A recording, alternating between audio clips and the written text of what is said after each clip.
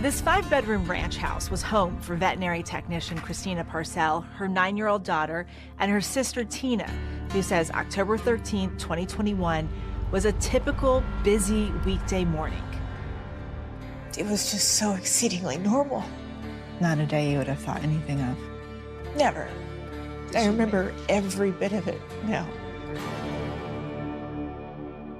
She had a job interview that morning. She was trying to find a job with more hours, better pay.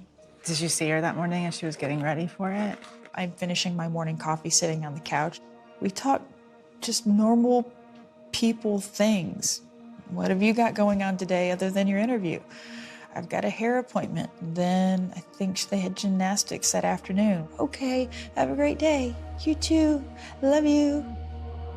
That's the last time you talked to your sister. And then she was gone.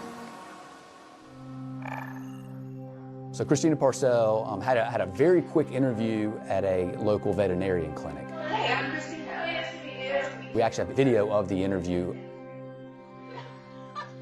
It did not last very long. And she texted me, she felt good, it went well. It was, talk me through your qualifications, et cetera, et cetera. Very short.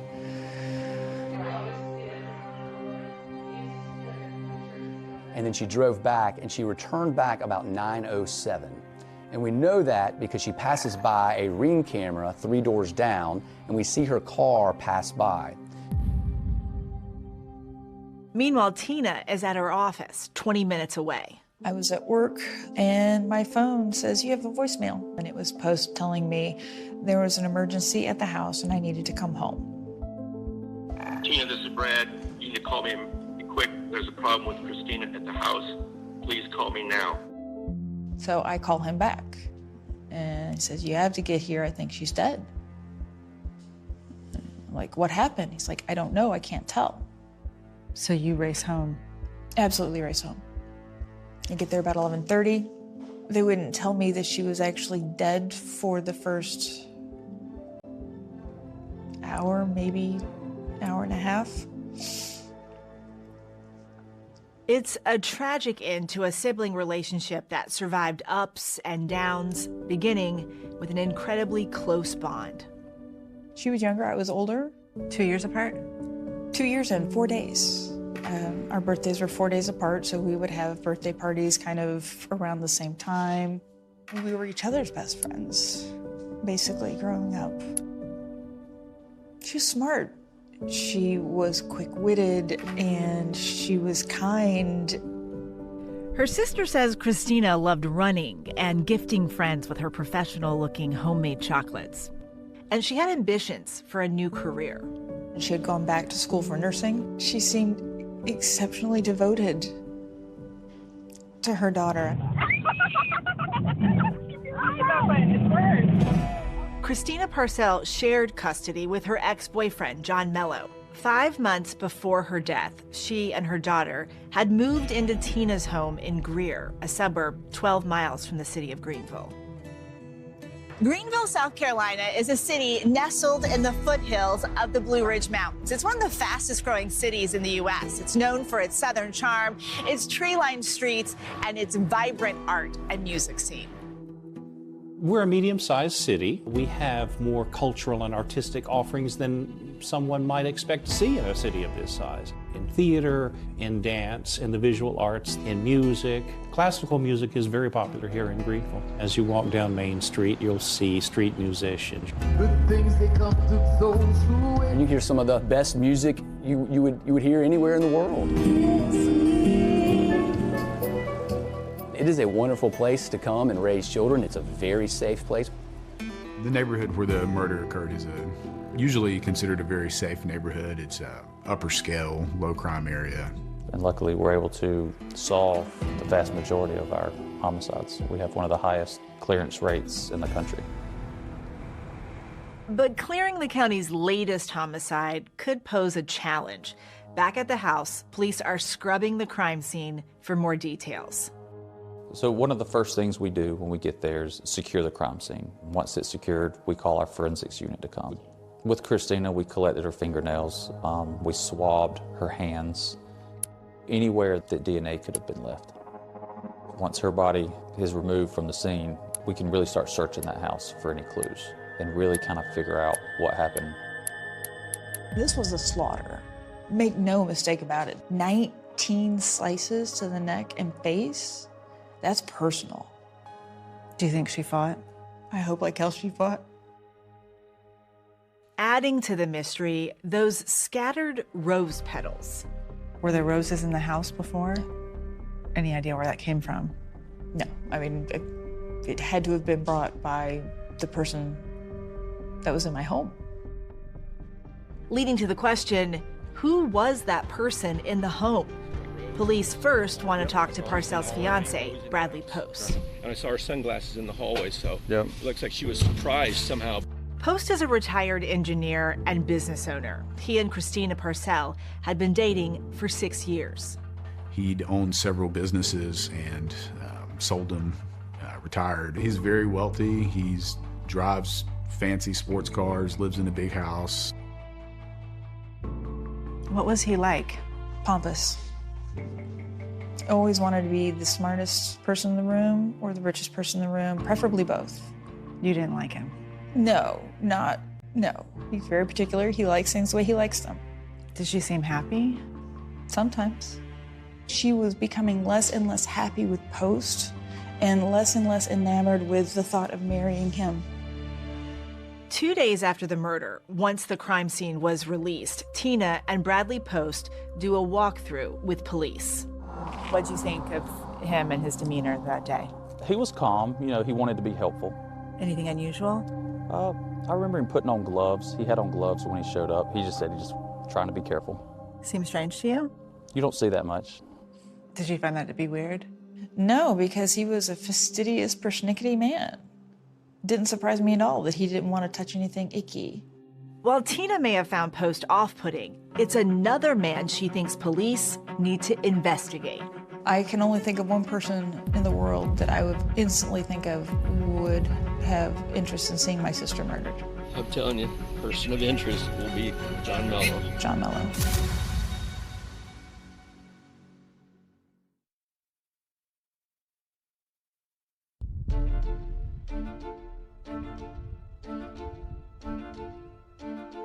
In the aftermath of Christina Parcell's murder, it's her sister, Tina, who's left to tell her 9-year-old niece the tragic news.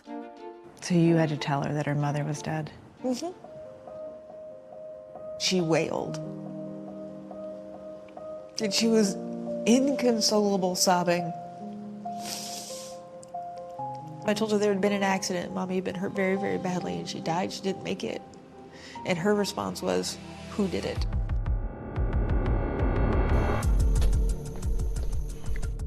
When police talked to Christina's fiance, Bradley Post, after the murder, tell me about this other dude. He immediately brings up somebody he thinks should be a person of interest. So you asked him, do you know who would do this? Right, yeah. So I was like, do you know anybody that would be like our suspect in this or anything like that? I'm telling you, person of interest will be John Melo. And then he did mention John Melo's name at that point. There's been a custody battle. And what did he say about John Melo? It was her ex, and they were having some issues. With that, we started looking into John Melo. John Melo says he's a music producer. He met Christina in 2004. He was a 43-year-old married father of 2. She was 24. I'm not, yeah, now we're done. Speed. Both cameras have it? Yep. Okay. All good? So I guess let's start at the beginning. How did you come to meet Christina? I met her at a cigar shop. We just became friends. She was, very intelligent, very, very beautiful, very fun, to be around. We just hit it off as people, in general. Were you trying to have a relationship? No, I was married. No, I just like talking to people. And throughout my life, most of my closest friends have been females. So it's just, I just, you know, easier to look at. But no, not at all. It just kind of evolved later. At what point did it become a romantic relationship? I'd say 2009. Mm-hmm. You know, my marriage was not good, so it just happens. Melo and Christina dated for the next 6 years. So you had a discussion, decided you were going to try to have a baby? Yes, yeah, planned it. No, That's a little surprising to me because you were married. It is to most people. Yeah, no, we planned her. She was born phenomenal, and things were pretty good at the beginning, you know, with all that. But while things were going well with the new baby, by then, Christina had become estranged from her sister and the rest of her family.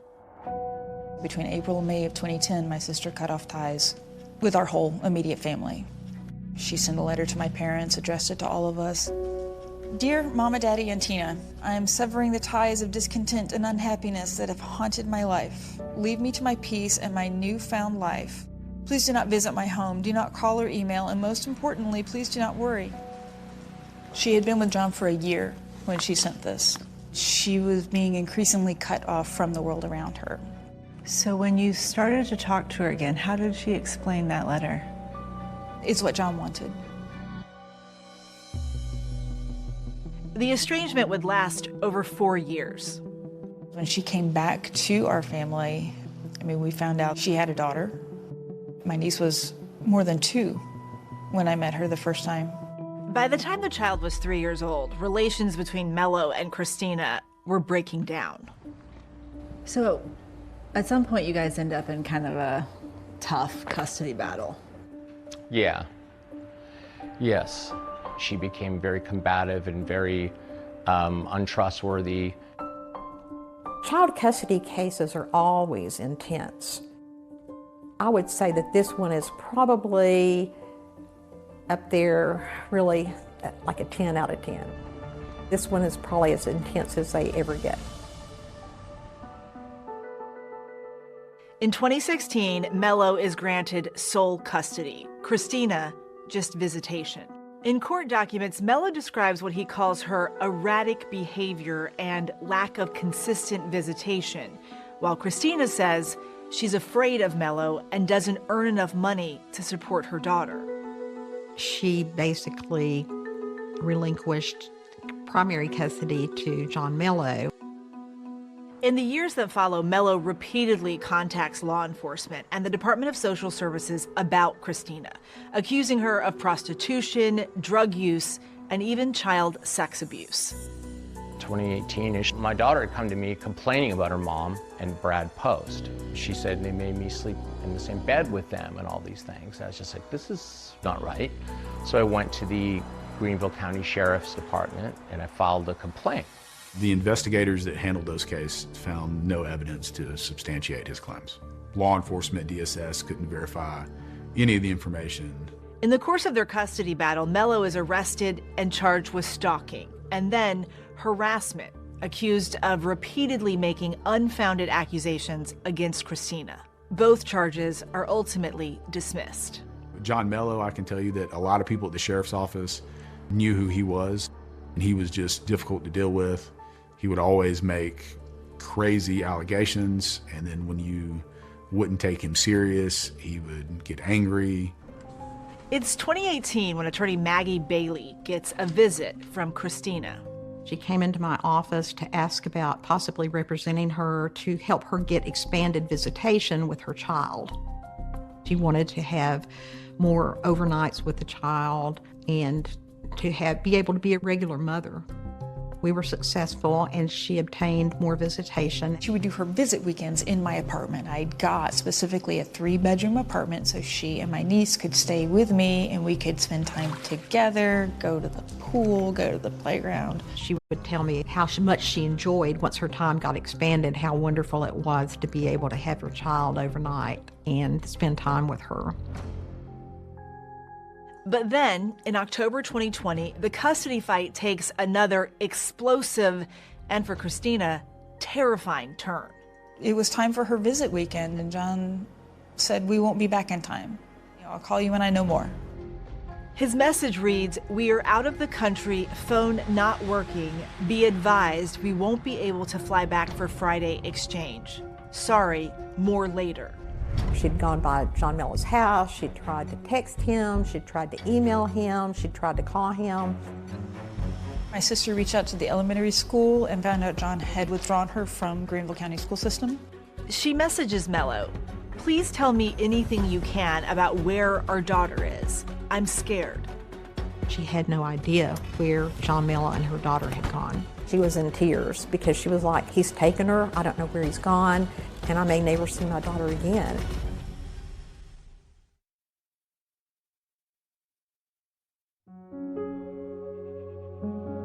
For Tina Parcell and John Melo, there's not much room for agreement, except on one thing: the strangeness of those red roses found at the crime scene. It's just a hell of a lot of effort to create something so theatrical and intentional and rage-filled to send a message.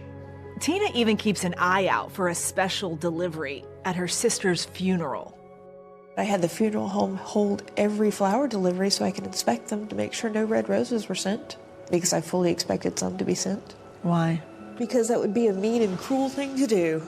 And let's just be honest, mean and cruel kind of fits the whole bill for the situation. For her, the roses add to her suspicion of John Melo. She tells investigators what happened a year earlier. In 2020, the custody battle between Christina Parcell and John Melo had become an outright war after he took off with their 8-year-old daughter. Christina has no idea where she is and frantically searches social media for clues. She just poured over the internet and looking for everything, doing all kinds of searches. And then Melo emails Christina, "Please do not bother people about us," saying their daughter is doing great. She is happy and healthy. It's just a new setup, that's all. New rules.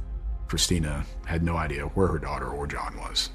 She didn't know if they were in the United States or overseas. The first clue that she got was a picture that he had posted, and it was in kind of like a courtyard. It's surrounded by buildings, and you could tell that on the building that it was in Italy. You know, she had to blow that picture up in order to try to figure out what the sign said. John Melo took her child to Italy without any communication to Christina about their intentions. He and Christina's daughter moved to Italy permanently. She was inconsolable. She couldn't sleep, she couldn't eat. She called county police, she called the FBI, she called the State Department. Melo claims he took their daughter to Italy to protect her from her mother. I have great fear for my daughter's safety, and I always have. So why do you think I left the country? That's why you took her and you went to Italy, because you were scared for her. Yes. I have watched her entire life, her mother be a horrific human being, provided evidence to everybody. And some people believe it, some people don't. So when you went to Italy with your daughter, did you think that you were breaking any laws? Absolutely not. I made certain that my custody order was written in such a way that there were no restrictions, that I do not have to have permission to leave, that the mother just has zero, absolutely no custody. While Christina Parcell did not have full custody, she had visitation rights. She decided to attempt to get her child back through the Hague Convention. So the Hague Convention governs international child custody disputes. You went to Italy with your sister to get your niece. She found out they had scheduled a hearing at essentially the equivalent of family court in Italy. And I asked her, "Do you want me to go with you?" And she said yes. So I instantly bought us 2 round-trip tickets. This is video from their hotel room from the day before the hearing. Christina is on the bed.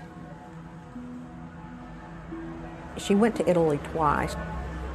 It was the second time that the authorities in Italy handed her daughter to her and told her to take her back to the United States. The court rules that Melo violated Christina's custody rights, even if limited, and acted against their daughter's interest.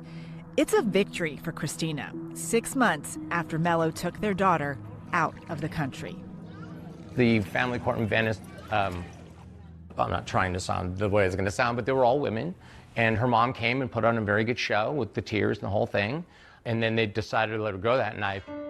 John Melo stays in Italy while Christina heads back to South Carolina with their daughter.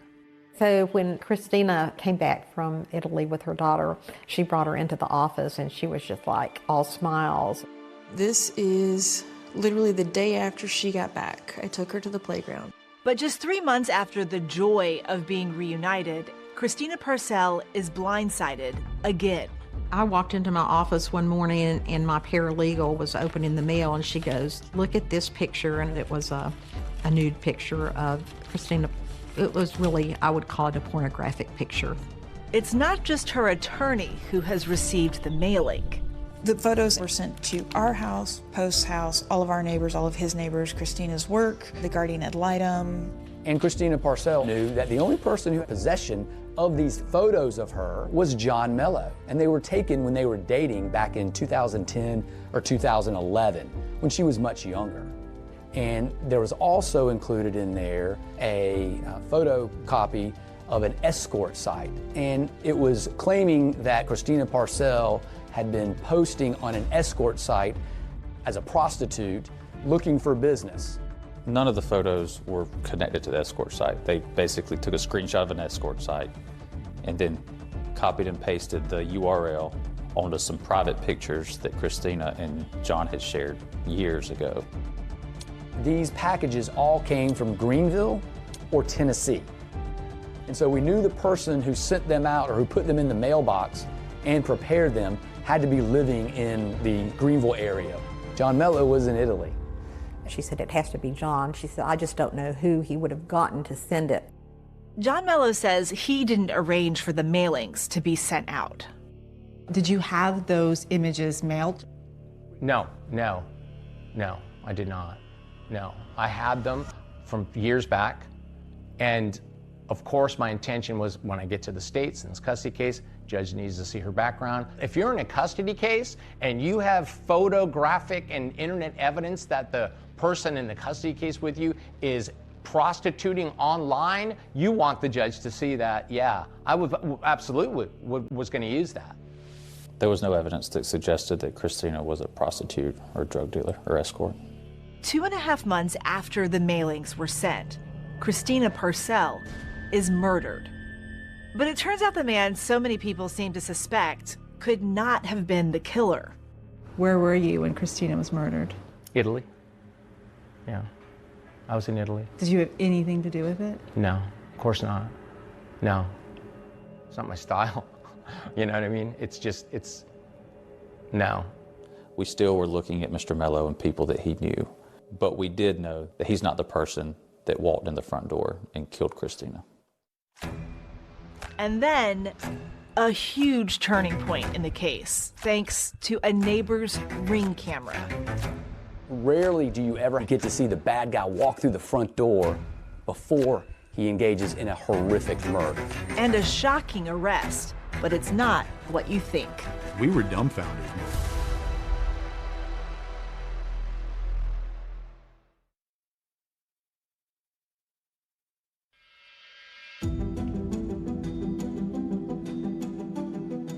Police are investigating Christina Parcell's murder. Her fiancé, Bradley Post, tells them he's convinced John Melo, despite being in Italy, should be the prime suspect. There's been a heavy custody battle. This guy's been he's a threatener, he's the thug. Although authorities have their suspicions about Bradley Post himself, their investigation seems to be pointing away from him. Bradley Post was extremely cooperative. And when was the last time you spoke with her? Hold on, I'll tell you exactly. He said that he spoke with Christina that morning. Last time I talked to her was 8:15 a.m. Outgoing call, 10 minutes. She was on her way to a job interview. That they texted, and then he attempted to call her with no answer, which is the reason that he came to the house. And by looking at his phone as well as Christina's phone, we were able to confirm that he was in fact telling the truth. Because normally when she leaves somewhere, she'll send me a text, I'm on my way back. Right. And I didn't hear from her. In addition, the way that he was dressed and the way he appeared in pristine condition, freshly showered, in a sports coat, a white shirt, slacks, not somebody that had just committed a horrific murder. Even though he expresses some nervousness, Post continues to work with police. But at this point, I'm getting worried about where we are. I really don't know if I want to comment more. I want to help you, but if this is what I think it is, that's fine. But then investigators stumble upon what they claim is evidence of an entirely different crime. Okay. Bradley Post agreed to allow us to look at his phone. He signed a consent form, a waiver. He gave us his password. We weren't expecting to find anything, but while reviewing his phone, we found some material that resulted in him being arrested for criminal sexual conduct with a minor. An upstate man facing several charges of sexual exploitation with a minor will remain behind bars. Investigators say they found sexually explicit images of children in Post's possession. According to court documents, Post had a high volume of child pornography on his phone and electronic devices. He has not yet entered a formal plea to those charges. I was personally dumbfounded. I couldn't believe that he just handed over that evidence. For these alleged crimes, he could spend the rest of his life in prison.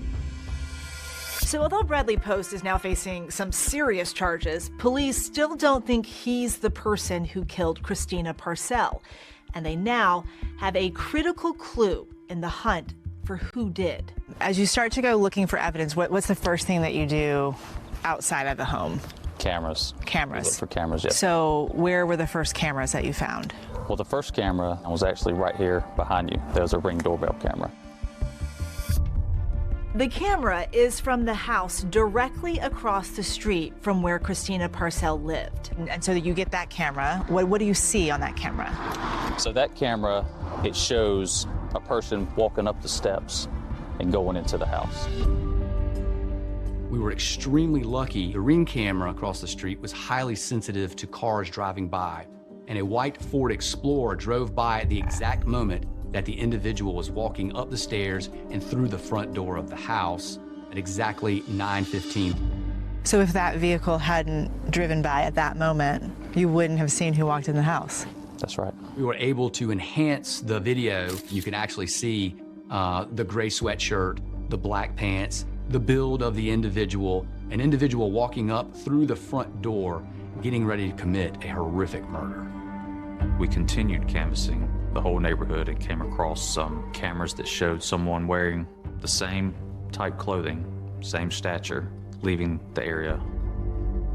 The next evidence we have of this individual is a Ring camera down the street, and it shows an individual on a black bike dressed in a black sweatshirt, black pants, with a N95 mask over their face, leaving on the bike at exactly 9:27. We believe that the suspect was in that house for about 12 minutes. Then at 9:28, we see the same individual passing a house in the exact same clothes on a black bike. They were wearing dark clothes. It was a nice day that day. Long sleeves, pants. It was just odd. And it was our first real clue. The Ring camera offers another important development. While investigators don't know who the mysterious man is, they are now confident of who it isn't. After we found the cameras in the neighborhood, Bradley Post was ruled out. The build wasn't the same. It was pretty obvious that Bradley Post's statures not match the stature of the person that went into that house. We were able to determine that Bradley Post could not have committed this crime. The next order of business, finding the man on the bike. So finding the person on the bicycle was a tall order.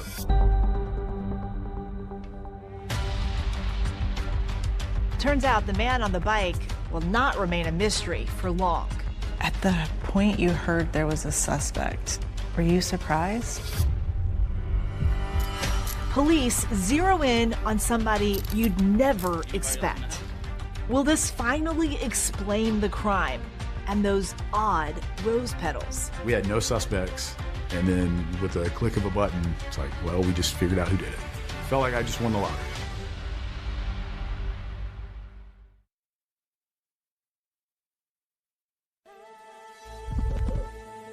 The rose petal case was just a wild ride. So many twists and turns. The manifestation of hate wrought upon a physical body. We still felt with the child custody dispute, there's motive. Where Zach Hughes began inserting himself into this custody battle. You don't think Zach is a killer? There's just no way. The guy's heart is as big as the moon. We started receiving calls that we had arrested the wrong person. It makes utterly no sense. And there is proof to that the state is hiding from you. Instruct him to be quiet. If there's no malice, there's no murder. How is that not murder? It was as close to a Matlock moment as you're going to get. Either you had some part of this, or you were caught in the craziest murder case that any of us have ever heard of.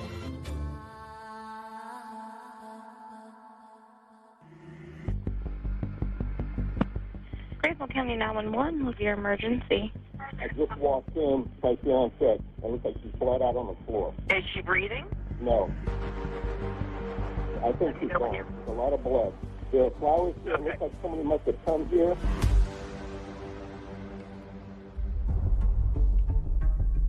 After Christina Parcell is stabbed to death in the house she shares with her 9-year-old daughter and her sister Tina, investigators piece together camera footage from around their neighborhood that provides critical details about the person who did it.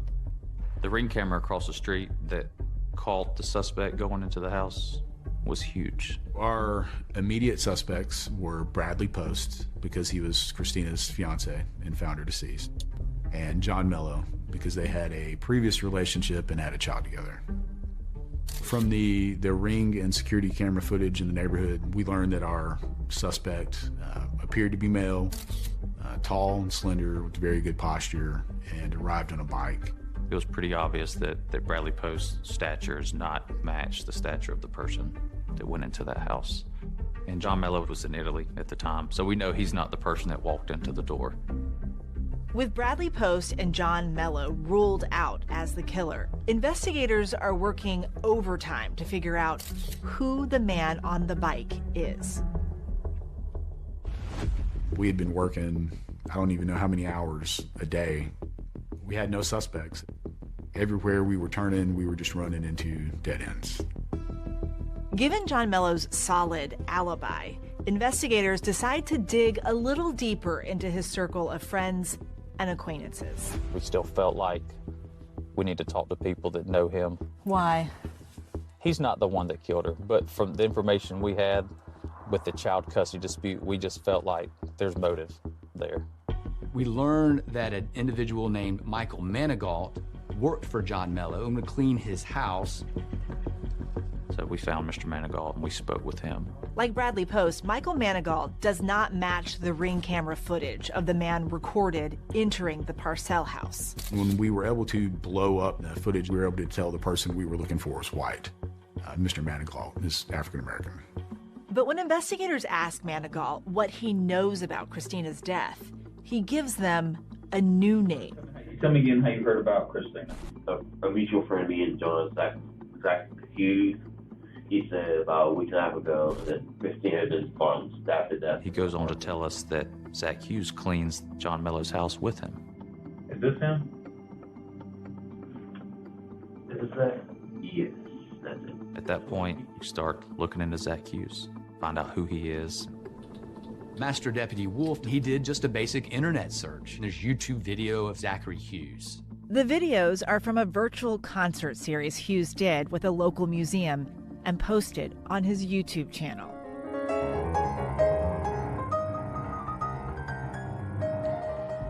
Zach is a pretty extraordinary musician. I noticed that he's a pianist, and there's a lot of articles about him and his accomplishments. I was very surprised. He had no criminal record. I couldn't even find a speeding ticket. How does Zachary get around? You said an old truck or something? Yeah, old truck. He picks me up once in a while. Once I have his name, I can pull up every vehicle you have with your license plate within 10 minutes. We're able to learn that he, in fact, owned a gold Ford truck. Investigators discover a crucial clue not far from downtown Greenville. If you look up there, you'll see a camera. That's called a flock camera. It's an automated license plate reader that alerts law enforcement if a wanted vehicle is detected. A little after 2 p.m. on the day of Christina's murder, there's a picture of his vehicle coming into the downtown area with a black bike in the bed of his truck. And that bike matched the exact description of the bike that we had on the ring cameras of the individual leaving the Canebrake neighborhood.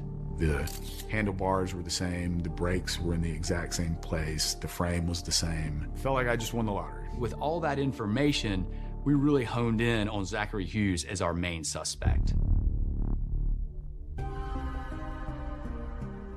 We get a search warrant for Zach Hughes' residence where he's staying. When we all get there, it's almost like Zach was waiting on us. He comes out calm, puts his hands up, and he backs up towards my direction. I put handcuffs on him. Anybody else in the house?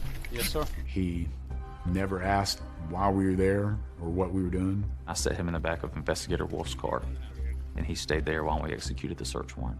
We obviously want his cell phone. We're looking for the bicycle. We knew Christina Parcell had been stabbed, so we're looking for any objects that could have done that. They have a detached garage at this property, and then we were able to find the exact bike that is on the flock picture in the bed of his truck. The bike had been washed or cleaned before we were able to locate it. It was in absolute pristine condition. Investigators don't have enough yet to make an arrest, so they let Zach Hughes go, but not before obtaining a sample of his DNA. Her fingernails were broken, which made us think she fought back. So we believed that DNA could possibly be under her fingernails of her killer. While they wait for the DNA results, authorities are trying to determine just how close Zach Hughes and John Melo really are. How did you come to know Zach? I was walking with my daughter down Main Street, and we were just a couple of weeks away from moving full-time to Italy, and he was playing piano on the street. And so he finished, and he said hello to her, and she said hello, and she says, "Do you know Claire de Lune?" And he played Claire de Lune, and it was fantastic.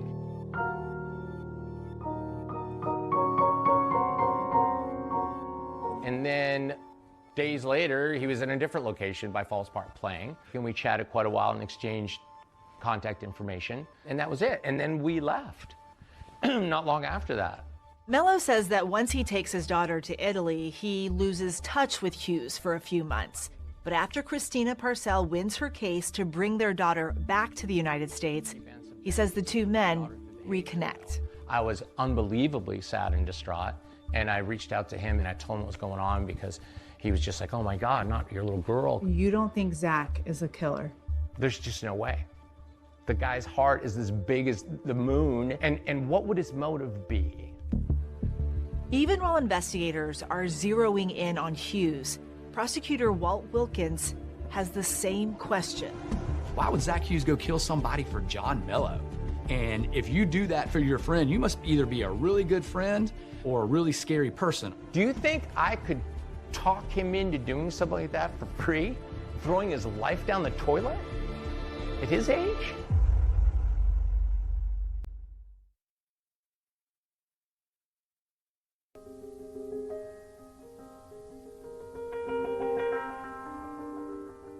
I don't know what to say about Zach. I love him. He's one of my best friends. Because I think he has the ability to become one of the greatest pianists of our century. Zach Hughes. You know, a lot of people don't know who he is and kind of what his background is. How did he end up in Greenville? He was born in California. When he was roughly 10, 11 years old, his family moved to Virginia on a small farm. They lived in Virginia until he was a teenager. Then they moved to the upstate of South Carolina. His parents could see an aptitude for music, so his dad bought him a piano at a yard sale for $300. And that's where he started. And over the course of his childhood, he just developed a passion for it, became very good at it. Like when you say good at it, like prodigy good? He consistently did things that were very extraordinary. He begins to compete in very prestigious music festivals. He decided to apply for Juilliard and was accepted in 2010. Juilliard is one of our most prestigious conservatories for musicians. To be received into the program suggests that a young artist is at the top of his or her game. I met Zach in 2011 at Juilliard, and very quickly we decided to build some projects, and he started playing my music. I always felt Zach treating everyone with this equal, profound kindness. He was devoted to his friend, devoted to his parents, devoted to everyone he was meeting, basically. In 2013, Zach came to Paris especially to premiere my first sonata, which was called Sonata Mystica at the Oratoire du Louvre, which is a rather famous place in Paris. And it was a huge success.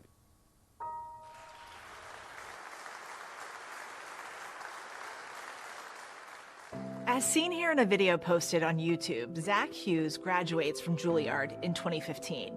He spends a season with the Knoxville Symphony Orchestra before eventually settling in Greenville, South Carolina, amid its thriving local arts and music scene.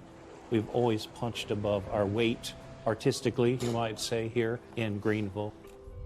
In 2020, someone had contacted me to tell me about this young pianist who was going to attempt a really ambitious project, playing all 32 of Beethoven's piano sonatas in the space of a year. He called his project the Beethoven Odyssey. Zach Hughes posted videos of the Beethoven Odyssey on his YouTube channel.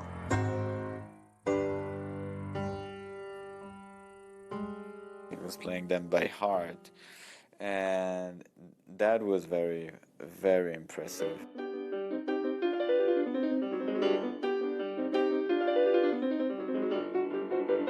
Together, they span 600 pages and more than 11 hours of music. I thought, based on his YouTube videos, as well as seeing him perform live and in person, that here was a young man with a very bright future ahead of him as a musician.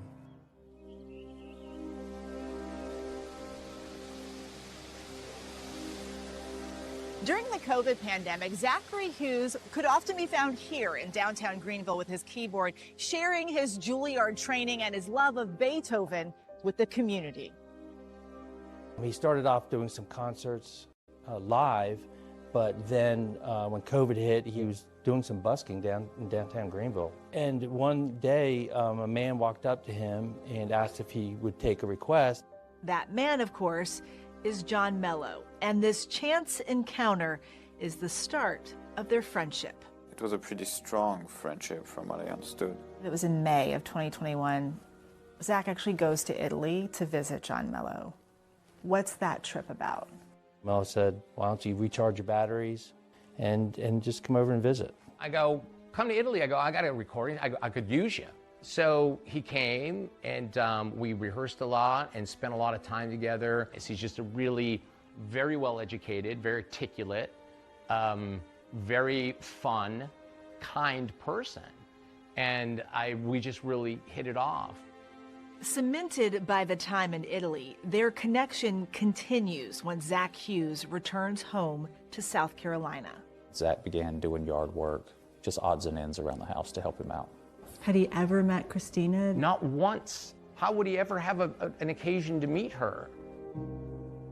But investigators are starting to believe that Zach Hughes did, in fact, meet Christina Parcell on at least one occasion. And they say they've now got the evidence to prove it.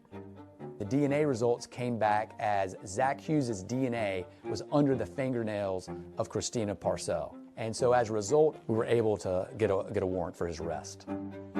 And he makes the decision to turn himself in. Typically, the people that we deal with for murders, they don't wear suits, they're not pianists. For us, this is just all very unusual. He just sat there. He wasn't rude, but he just had no emotion. And then after that, we took him to our detention center and booked him. This man locked up tonight, charged with murder. We started receiving calls that we had arrested the wrong person. And at a bond hearing for Zach Hughes, the courtroom is packed with supporters insisting that he's not capable of murder. As a mother, I know him, and I have no doubt that Zach had any part of this. We were convinced that we had the correct person and that he just made everybody believe he was something that he wasn't.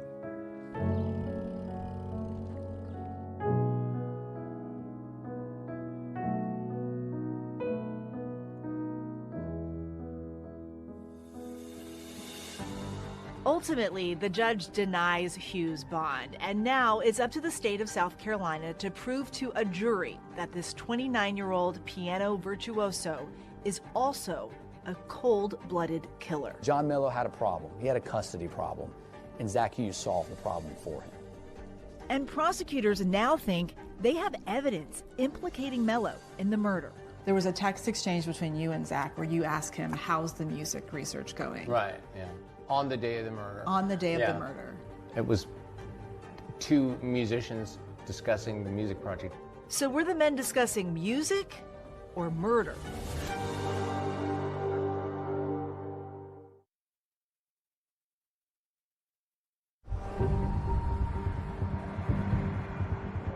Three years after Christina Parcell's murder, Zachary Hughes' trial begins.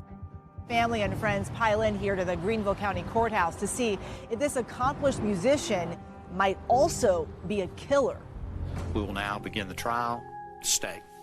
The state intends to prove that Zachary Hughes did in fact murder Christina Parcell. Typically in opening statements, you want to lay out a little bit of a roadmap for the jury. Christina Parcell had been going through a very tremendous child custody dispute with John Melo. Zach Hughes began inserting himself into this custody battle at the behest of John Melo. And the evidence will show that Zach Hughes is a cold-blooded killer. Your Honor, the state calls Bradley Post. One of the first witnesses to take the stand, clad in an orange jail jumpsuit, is Christina Parcell's fiance, Bradley Post. Prosecutors want to ask him about that morning he found her dead. Good afternoon, Mr. Post. Where do you currently reside? Greenville County Detention Center. Prior to the start of the trial, the judge ruled that jurors would not be allowed to hear that investigators had allegedly found a high volume of child pornography on Post's electronic devices, or that he was facing charges of sexual exploitation of a minor. Child pornography is extremely prejudicial. I mean, nobody in America thinks that that's okay, but the purposes of us being there was to determine whether Zach Hughes murdered Christina Parcell. When you arrived, what did you do? I went to the front door and rang the doorbell. She didn't answer. I walked in through the back door. I saw her on her back. When you saw her on her back, was there a lot of blood around the room? Yes. The medical examiner testifies to just how violent the attack appeared to be. What jumped out at you in your findings? There were 35 sharp force injuries to Ms. Parcell. And then based on the appearances of the wounds, it is most consistent with the knife being used. The chipped thumb fingernail, something that really stood out to me on scene. Why does that stand out to you? Broken fingernails can be a sign that the person tried to defend themselves. Next, a court-appointed attorney for the child in the custody dispute takes the stand to address the conflict that prosecutors say is at the heart of this case. What findings did you make as to the lengths that Mr. Melo would go to get custody?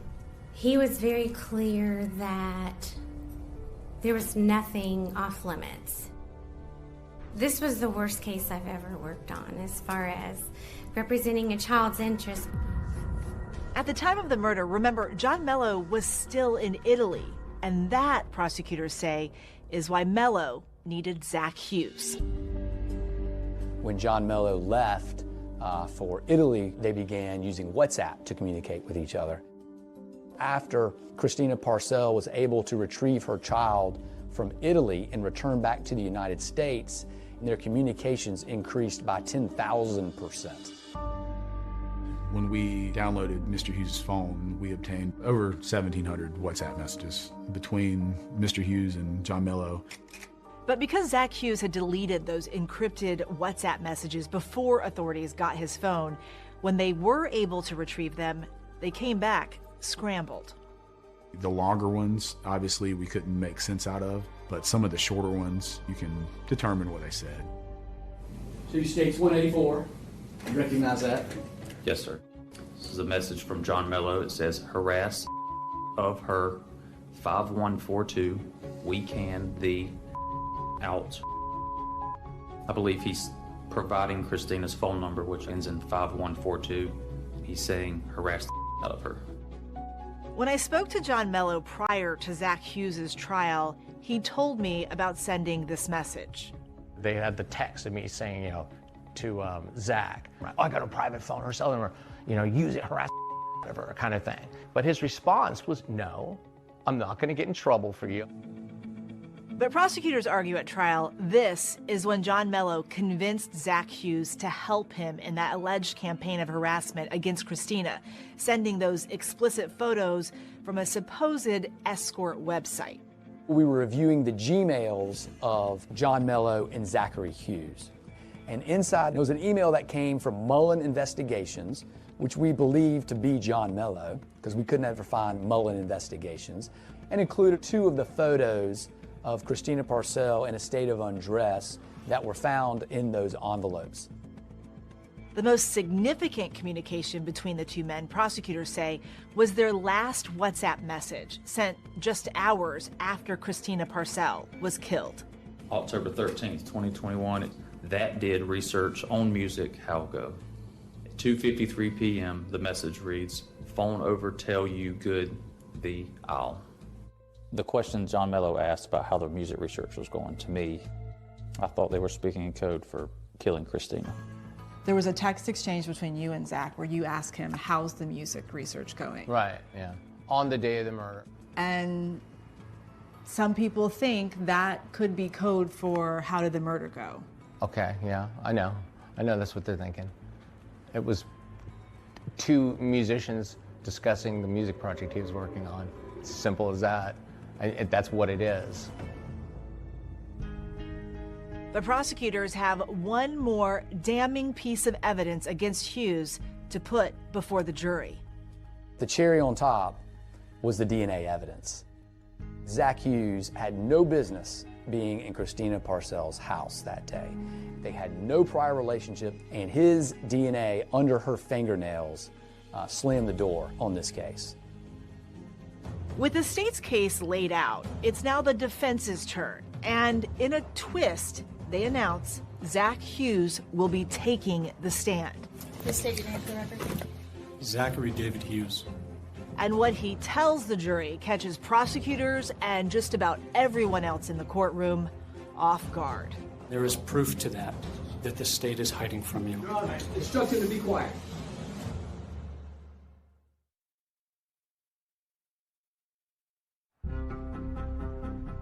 Why did you feel like it was important for you to be there? Part of me feels like by being there every day, every minute of this trial, maybe she got to be there too. Courtroom 8 got fuller and fuller as days went on. So we're standing outside the courtroom right now. It has been quite a sight, to say the least. State rest, Your Honor. Good morning, ladies and gentlemen. Now it's our turn. We are honored and privileged to be representing Zach. Zach Hughes' defense team opens with a bombshell, announcing not only will Hughes take the stand, but he's prepared to confess to killing Christina Parcell. Zach has been waiting for this opportunity. He's been waiting and wanting to tell you why. You're going to hear that this was done for a just cause. We didn't know exactly what he was going to say and how he was going to do it and for what purpose. Please state your name for the record. Zachary David Hughes. Hughes first describes how he met John Melo and learned the details of the contentious custody battle that Melo was in with Christina. He says Melo told him that he was worried for his daughter's safety, and in an attempt to help, Hughes admits he was the one who mailed those envelopes with the explicit pictures of Christina. You sent multiple mailers beginning in June and going into July of 2021, is that correct? Yes, I did. I wanted different people, such as the guardian ad litem, to have access to this information that clearly demonstrated that Christina Parcell was a danger to children and her own daughter. I'm curious why the concern for this child, a child that he doesn't really know that well. Well, he got to know the child somewhat. I think Zach is just naturally a caring person, just in general. Another point was Christina Parcell's fiance was a man named Brad Post. And Zach was convinced that Christina Parcell was going to allow him to harm her. At the beginning of October 2021, did you conclude that you had to rescue and there was no other way? Yes, I did. I had been wrestling with this since June, feeling that I needed to do something to save her, and yet feeling this incredible reluctance to do the one thing that I knew would save her because of how terrible I knew it would be to do it. It's extremely rare for a defendant to get up there and admit to killing somebody in cold blood, almost as if he was doing something for the sake of humanity. I had prayed like I'd never prayed before. He testified it was something he just felt like he had to do to protect that child, but every fiber of his being was fighting him. When you arrived at the house, what did you do? I laid my bike down in the driveway. I took a bunch of roses, and I walked up to the door and I rang the doorbell. According to Hughes, those roses found at the scene that caused so much speculation were nothing more than a ruse, and along with the flowers, he also had a gun. A woman came to the front, so I told her that I had a delivery for Christina Parcell, her sister. And she told me that Christina wasn't home. So I handed her the roses, and I took the revolver out and I pointed it at her, and I told her to be quiet and to go back into the house. She began to try to fight back, and during this period of time, the roses had dropped and the petals and stems had scattered. So I pulled out the knife I was wearing, and it just kept striking her until finally we fell on the floor, and I stopped striking her when she stopped struggling. Zach Hughes says that he knew he didn't have time to clean up all of the now scattered rose petals. And I looked in a mirror before I left, and I saw that she had scratched my face in the struggle. And of course I realized that this could leave DNA. So I used the paint thinner to try to clean her hands. I do smell something. The paint thinner Hughes brought with him explains that odd smell the responding officer noticed. That's true. But even after his detailed testimony, Zach Hughes' defense attorneys insist that he is not guilty of murder. Murder is defined in South Carolina as the killing of another with malice aforethought. Malice is defined as having a dark heart, a wicked and depraved heart. Zach did this without malice. If there's no malice, there's no murder.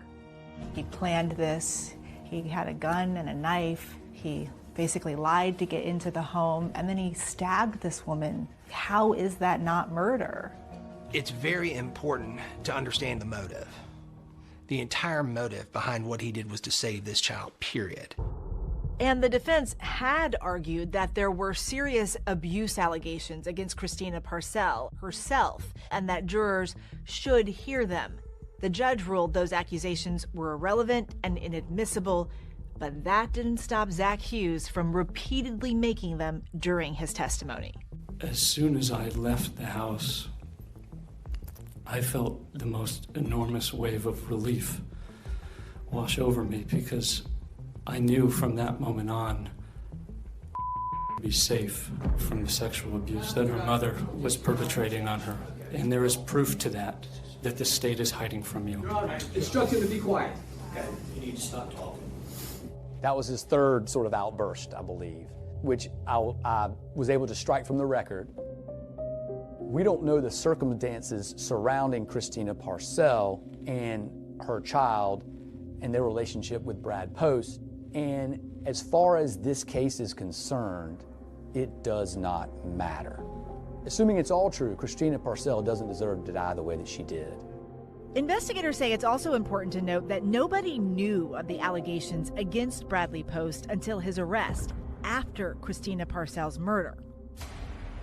Zach had never met Christina. The only thing that Zach knew about Christina was what he got from John Melo.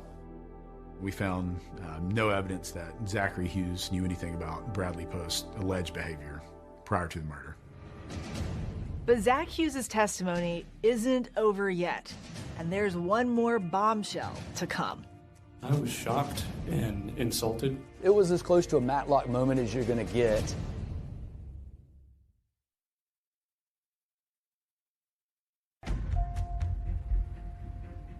In this Greenville County Courthouse, classical pianist Zach Hughes has a rapt audience as he takes jurors step by step through how he says he killed Christina Parcell.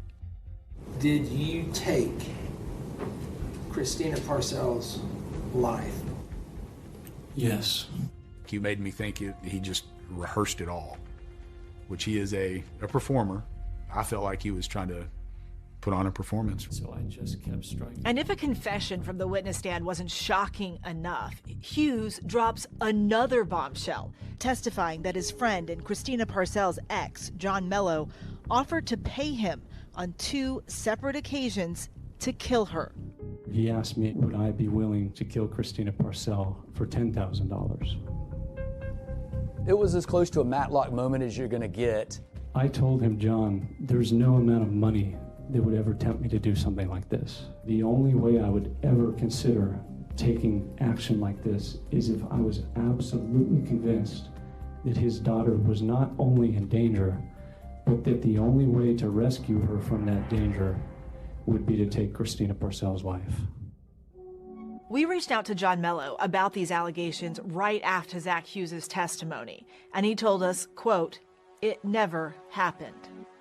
I was incredulous to the absurdity of his statements, that he is going to sit there and decide when somebody gets to live or somebody gets to die based on his own personal judgments. That is absolutely absurd. Before he made the decision to do this, did he have any physical proof that this child was in harm's way? So I would say he did. He knew it with the information he had received from John Melo, with the documents he had received. Zach Hughes says he also had the chance to see Christina's daughter while he was visiting John Melo in Italy, and Melo spoke to her over Zoom. He said that he could notice a profound change in her demeanor. The light went out of her eyes. So there were other things like that that corroborated what he believed. Now, after a full day of testimony, it's the prosecutor's turn to question Zach Hughes. This is the opportunity of a lifetime for a prosecutor. I have the ability to cross-examine a confessed murderer, but you have to understand the position that I was in. Zachary Hughes was stating things on his direct examination that he was ordered by the court not to say. The battle in his mind was telling this jury information that they had no business hearing. And so I came up with a strategic decision to ask one question. Mr. Hughes, when you dragged Christina Parcell across the floor of the front room where you killed her, did you drag her by her arm or by her ankle? I don't remember for certain, but I think by the ankle.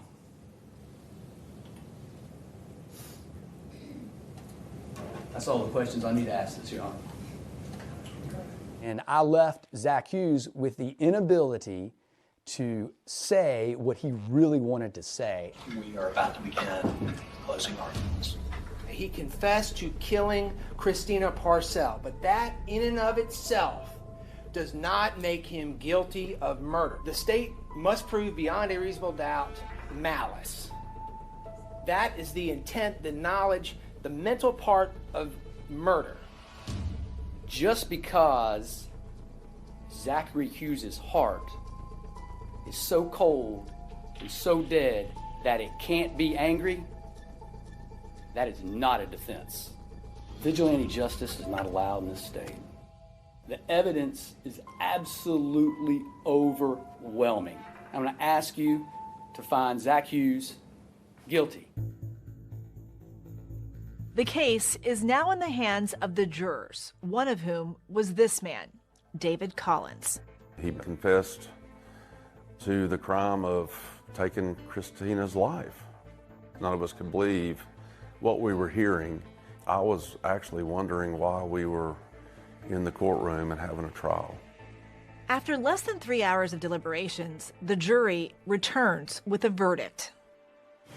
Your Honor, as to the charge of murder, we, the jury, find the defendant guilty. I don't understand how you could stab someone 30 times and be in a struggle with them without malice in your heart. He was trying to play God, and he was trying to play the judge, and he was trying to play the executor. Before sentencing, Zach Hughes' father speaks to the court. Thank you, Your Honor, for the opportunity to speak a few words on my son's behalf. He has such a strong moral compass and a desire for the truth that sometimes he actually hurts himself. I love my son. I'm proud of my son. Thank you, Your Honor. Zachary David Hughes, you're to be committed to the State Department of Corrections for life. The question now, will John Melo be the next person charged in this case? Are you worried they're going to arrest you in connection with this murder?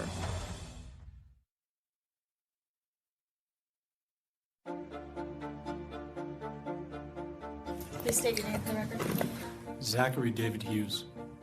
Zach Hughes' unexpected courtroom testimony has now put the spotlight back on John Melo, prompting investigators to take action. We discussed all the evidence we had against John Melo already, and then with Mr. Hughes' new statements, we believed there was enough to move forward with charges. John Melo is charged with solicitation to commit a felony and accessory before the fact of murder. Based on the nature of these charges and the situation involved in this case, I am going to no bond you. One of the people in attendance at tonight's bond court hearing was Christina Parcell's sister. You did this to your family. Your child has to know that you did this. When I sat down with John Melo before Zach Hughes' trial, I asked him about the allegations swirling around him that he was somehow involved in this murder. Are you worried they're going to arrest you in connection with this murder?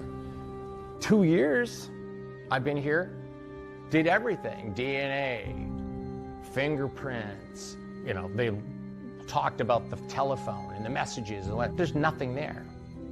But either you had some part of this, or you were caught in the craziest murder case that any of us have ever heard of. Yeah, yeah, that's it. I'm caught up in it. All I did was try to do the right thing. Did you have anything at all to do with the murder of Christina Parcell? No, absolutely not. No. We reached out to John Melo's attorney, but he declined to answer our questions and says he looks forward to his day in court. Melo has not yet entered a formal plea to these charges. Do you think in some ways that Zach was manipulated by John Melo? Zach is an extremely intelligent person. He's a very disciplined person. He's not going to be manipulated by a person. There should be justice. People should be held accountable for their actions, for willfully, willingly, cruelly hurting people in this world, whether you know them or not, whether they're family or not, whether you love them or not.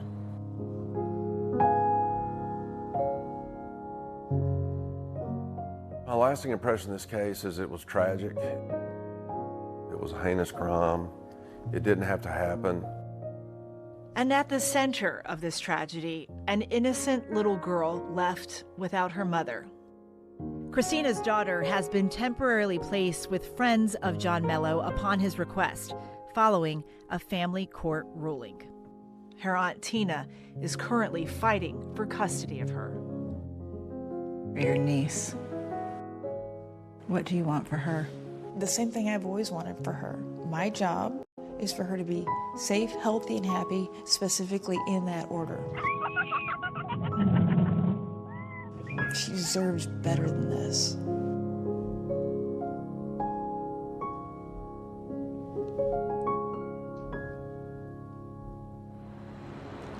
Remembering her sister tonight and with hopes for her niece. And we should also note tonight that Zach Hughes has now appealed his conviction. And David, as for John Melo and Bradley Post, both men remain in jail awaiting trials. That's our program for tonight. Thanks so much for watching. I'm Deborah Roberts. And I'm David Muir from all of us here at 2020 and ABC News. Good night. Tonight, a live breaking news special edition of 2020. The babies are just growing up. They can still get sick. And they're really important to me. I just don't want anything to happen to them. It came back positive. Yeah, and it sucks. From the very top. It's bad. It's bad. To those struggling at home. We need one more breath. With the day-to-day reality. For the time being, this is the center of the universe. Adjusting to the new normal as cities and entire countries go on lockdown. Quarantined at home and waiting for results.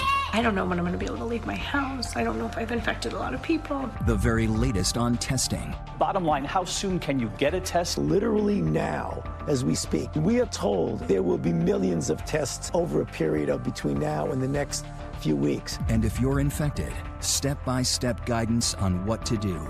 Our experts live in the studio answering your questions. Pandemic, what you need to know. Here's David Muir.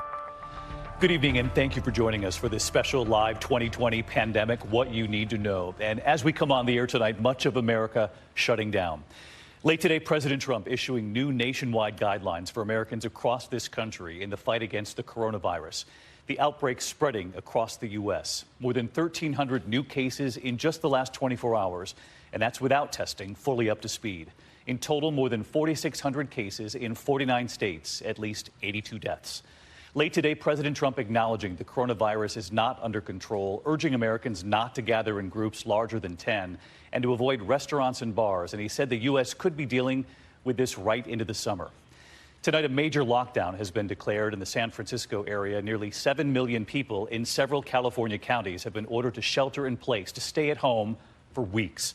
And the stock market freefall, even after action by the Fed in a rare Sunday move, the Dow halted shortly after opening today, emergency triggers kicking in, and by day's end, dropping nearly 3,000 points, its worst point loss ever. Our chief medical editor, Dr. Jen Ashton, and a team of doctors are right here tonight taking your questions on Twitter. Use the hashtag AskABC2020, and we'll be checking in with the entire team all night. But we're going to begin tonight with the remarkable changes occurring at a rapid pace across this country, a reset of American life. I'm sure you saw it for yourself this weekend. You walk into a grocery store somewhat expecting it, but it's still a stunning sight to see. The empty shelves, millions of families worried about what's coming, trying to stock up. Parents trying to find childcare with schools closing in at least 35 states. And there's also the ongoing struggle for those who fear they have the coronavirus or have been exposed to it. Where and how do they get tested? How quickly will they get the results? Is what we're seeing in Italy and in Europe about to play out right here in the U.S.? I'll ask Dr. Anthony Fauci of the National Institutes of Health, the nation's top infectious disease expert, that very question in just a moment. But first tonight, the new guidelines from President Trump late today. Tonight, America shutting down. Late today, President Trump issuing new nationwide guidelines for the next 15 days. We'd much rather be ahead of the curve than behind it. The president's task force now urging everyone to avoid gatherings of 10 or more people, to avoid restaurants and bars, discretionary travel, encouraging older people and those with underlying conditions to stay home. The administration also telling people not to visit nursing homes and recommending bars and restaurants close in states with community spread. Reporters at the White House today were greeted with signs telling them to sit separate from one another. Their temperatures taken before they entered the White House briefing room. The podium cleaned right afterward. If everyone makes this change or these critical changes and sacrifices now, we will rally together as one nation and we will defeat the virus. You're not saying it's under control, right? I'm not referring to it, meaning if you're talking about the virus, no, that's not under control for any place in the world. And late today, the president warning that the crisis could stretch deep into the summer. People are talking about July, August, something like that. So it could be right in that period of time where it washes through. Other people don't like that term, but where it washes through. Tonight, with cases across the country climbing, several counties in the San Francisco Bay Area issuing a sweeping shelter-in-place order to stay home for nearly 7 million Americans. Residents told to only leave their homes for food, medicine, and exercise. And California's governor tonight urging home isolation for all adults over the age of 65. Most important thing, again, is to protect the most vulnerable. More than a dozen states closing bars and restaurants except for takeout and delivery, including New York, Connecticut, and New Jersey, who are also closing gyms, movie theaters, casinos, starting tonight. Across this country, at least 35 states now closing public schools, forcing more than 35 million school children to stay home. Creates a lot of hardship for people, but it's the right choice. And we have all seen it for ourselves across this country. The empty shelves from Omaha, Nebraska, to the long lines at Costco's from Illinois to Los Angeles. Thousands of people are rushing to trying to get into the Costco here in the lines snaking around the building before dawn. Nationwide stores running out of basic items like toilet paper and water. And tonight, this message from the Stop and Shop grocery chain announcing new early shopping hours for customers 60 and older. And despite major new action by the Fed on Sunday to cut interest rates to near zero, the Dow halted just seconds into trading today, closing down nearly 3,000 points. All of this as some of America's hospitals and healthcare workers sound the alarm, reporting spikes in incoming patients amid a shortage of critical protective gear, setting up tents outside emergency rooms. And another critical matter that remains tonight, the testing. Who can get a test, where, and how quickly will they get the results? Workers on the front line saying there may be more tests, but we need protective gear. And President Trump late today was asked about his own test he took over the weekend. Not something I want to do every day, I can tell you that. It's it's a little bit of good doctors in the White House, but it's a test. It's a medical test. Nothing pleasant about it. The White House saying the president tested negative for the virus. Tonight, the president of France declaring Europe is at war with coronavirus. The UK taking wartime measures, asking companies like Ford and Rolls-Royce to manufacture vital equipment like ventilators. And British actor Idris Elba posting this message, saying he has tested positive for coronavirus. This is serious, Now's the time to really think about social distancing, washing your hands. He says he feels okay and is now in self-isolation with his wife, who hasn't yet been tested. And here in the U.S., an NBA player with the Utah Jazz, Donovan Mitchell, and his own message.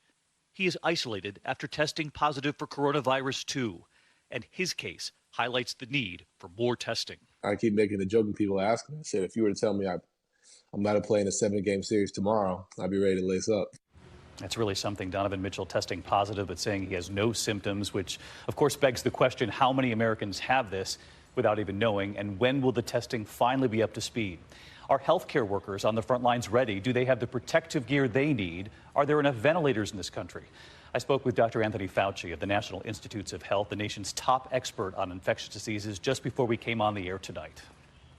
Dr. Fauci, thank you for joining us here tonight. You have been sounding the alarm for weeks now, and we heard the president late today issue those new guidelines: no restaurants, no bars. We heard the president acknowledge coronavirus is bad, is not under control. Can you tell the American people watching tonight who have seen what's happening in Italy and elsewhere as best you can what we're about to see here in the U.S.? Well, what we're about to see, David, is that things are definitely going to get worse before they get better. If you look at the pattern of the outbreak as it hit different countries and different cities within countries, and I talk specifically about China, about South Korea, and most recently Italy, what happens is that you putter along with cases, a few, and then you reach a point of inflection where it takes off. And if you look back at the history of outbreaks, you get this big, big peak, and then it starts to come down if you leave the virus to its own devices without trying to interfere with it. We have the opportunity now, even though we will still continue to see an acceleration of cases, we have the opportunity to blunt that peak and essentially make it more of a mound, which would mean less sick people and less death. But that's not going to happen spontaneously. Dr. Fauci, I have to ask you what viewers have been asking us, and they commonly ask about the tests in this country. We've heard promises from the administration of 1 million coronavirus tests, then the promise of 4 million tests. You've already called it a failing in your words, so I don't want to go over it all over again how it began, but we're now weeks into this. So bottom line tonight, if you're an American who meets the criteria on the CDC guidance, we've been saying if you have a fever of 100.4 or more to call your doctor. But bottom line, how soon can you get a test if you need one, and how soon will you get the results back? Well, the situation has really changed dramatically, David. Again, we admit, and I have been publicly saying that a little bit ago it wasn't really adequate to meet the needs. Right now, there has been a major embracing of the private sector, which is, calling upon the forces of what America does best, private industry, and get those companies and those labs involved. And we are told in discussions with the CEOs of those labs and with the state and other government that the tests that are going out there literally now, as we speak, tomorrow, the next day, the next week, are going to take that riveting up till you get to the point where there will be millions of tests per several weeks over a period of between now and the next few weeks. Well, Dr. Fauci, I tend to, you speak of the CEOs there, and we certainly hope that that's true, but we heard from healthcare workers on the ground just today who said, we have the test, but we don't have the protective gear. And we heard from workers in some of these labs who say they're also concerned that they don't have the gear that they need, the protective gear, to actually process these tests. That's a very good point, David, and I would have gotten to that, but you're right, and I appreciate you're bringing it up. It's not just the test, it's how you can actually deliver them. And the people who are involved now in making this happen. But when you start something up, David, it doesn't go from nothing to 100% effective right away. What we're going to start seeing is that there will always be people who are not getting the test or the results exactly when they want it. But that's going to be changing rapidly over the days and weeks. When Americans see what they have seen with these tests, they're going to be concerned about equipment, supplies, the adequate number of healthcare workers on the front line. We heard what the president told the nation's governors today, that don't wait for the federal government, for the White House on ventilators. Go get them on your own. Do we have enough ventilators in this country for what's coming? Well, it depends on what you mean, David, by what's coming. There are about 12,700 ventilators in the Strategic National Stockpile and the ability to backfill with several thousand. I mean, if you have a situation like they have in Italy, I don't think any country or any preparation in the world will be able to be adequate to have the equipment that you need. What we're trying to do, apropos of what I just told you a few moments ago, is to blunt that response, that we'd be able to handle it with the equipment we have. But when you're dealing with a fluid situation like this, you're really racing against the virus, trying to get out of control as you're trying to keep it under control. The more you keep it under control, and that's where the mitigation and the containment comes in, the less you'll be in risk of running out of that vital equipment that you need. Doctor, can you assure the American people that what they've witnessed in those images from Italy and from those hospitals won't happen here? David, I'm always trying to be as cold and honest. I don't want to scare anybody. There's no guarantee of anything, but I can tell you we are going to try our very best with all of the resources, all of the force, all of our might to make sure that doesn't happen. But, David, it is going to require the cooperation of the American people, because the reason why we made the announcement this evening about don't go to bars, don't go to restaurants. If you're an elderly person, shelter in, stay at home, don't go out. Yeah, it's going to take every community in this country. I wanted to ask you before you go about the reports out of France over the weekend of the hundreds in critical condition, potentially. They reported half could be under 60. What does that tell you? And perhaps more importantly, what do you know right now about who has this right now in the U.S., what the demographics are? What are you seeing in Americans right now? Well, it's not, well, the number in America is still low, but we're seeing the patterns that we saw in China and that we saw in South Korea, which is that if you look at the people who get into trouble, they are overwhelmingly weighted towards individuals who are elderly and individuals who have underlying conditions that compromise their ability to fight the infection, like heart disease and lung disease. You will always see outliers of individuals who are otherwise young and well, who wind up getting into trouble, getting seriously ill, and even dying. I'm very interested in, and we want to follow up on those reports from France that say that there are several people. When I heard that, I called up some of my colleagues, some of whom I trained years ago in my own group in Italy, and I said, I'm hearing this about France. What are you seeing in Italy? And he admitted, we are seeing a few people, a minor proportion, but they certainly are there, of younger people in their 40s and 50s who are getting seriously ill. But he confirmed that the overwhelming majority of the people who get into trouble, the average age of the people who really get sick and die is 80-something years old. But of course, we all just want to make sure that there isn't a false sense of security out there as well, which I'm sure you share that concern. David, let me be on the record and be very, very vocal about this. We don't have a false sense of security about anything. We take everything seriously. Yes, of course, when you look at the numbers, younger people do much, much, much better. The overwhelming majority of them do well. When we start hearing reports of people who are 40s and 50s and 60s who are getting into trouble, you have to pay attention to that and find out, A, is it real? And it is real. Why is it happening when we didn't see it in other countries? So nothing is taken for granted. No false sense of security. Dr. Fauci, thanks so much for being here tonight. We appreciate the work you're doing. Yeah, good to be with you, David.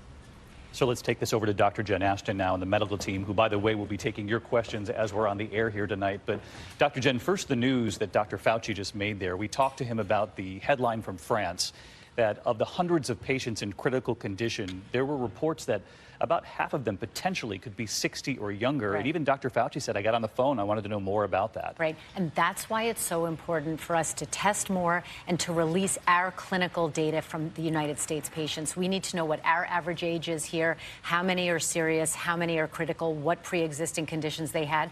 We don't have that data out yet. And you heard him acknowledge that again today, saying that it hasn't been adequate in this country. In fact, he said it's been inadequate to meet the needs of testing so far. But that's what's so important here. It's not just to tell an individual whether or not they have coronavirus, but it's what it could tell the medical community about where it is in the country and who's being hit the hardest. 100%. And we're expecting some early results possibly out of the Seattle cases and the rest of our U.S. cases any day now. But right now we haven't had that. And we're seeing already a burdening of our healthcare system. We need that information to help us make our decisions. Data drives decisions in medicine. A lot of people at home have been asking us about the supplies on the front line, in particular ventilators, which we've heard a lot about. He talked about, in addition to the 62,000 we have in hospitals around the country, 12,700 that have been stockpiled. But he also acknowledged that if we were to have coronavirus hit the way it's hit in Italy, he said no amount of preparedness would be enough. Right. And when you look at our critical surge capacity, David, it's based on space, staff, supplies, and systems. Ventilators don't run themselves. They need respiratory therapists and critical care nurses. We have a shortage of that type of personnel, but that is partially why we're hearing, as recently as a few days ago, the American College of Surgeons saying postpone all elective surgery and procedures, because those things use valuable resources like ventilators and masks, and we need those now. That's a really important point. And just to drive this home, what we heard from President Trump late today, these new guidelines to avoid restaurants and to avoid bars. A lot of people might be asking, is this a step too far? But Dr. Fauci, and I know you would say, this is exactly what we need to do, because Dr. Fauci was talking about flattening the curve again. That's right. So that the ventilators, the medical workers in the front lines, that our supplies can keep up. And if you can keep the number of cases lower over perhaps a longer period of time, correct, it gives our medical staff around this country a better chance. 100%. And Dr. Fauci himself said when you're trying to contain or respond to an infectious disease outbreak, you're always behind. So we need to take those aggressive steps now. All right, covering the late news of the night, we're going to answer everyone's questions at home, so keep them coming. There's still much more ahead. On the special live edition of 2020, we're going to hear from Americans who have coronavirus tonight. So many have been wondering, what are the symptoms? How many are walking around asymptomatic? We're also going to take you inside the lab tonight, one of those private labs, to show you the equipment capable of processing 1,000 samples a day. But do workers conducting the tests, do workers then processing the samples have the protective gear they need? We'll get some answers on that. And just in from France tonight, the French president now saying we are at war.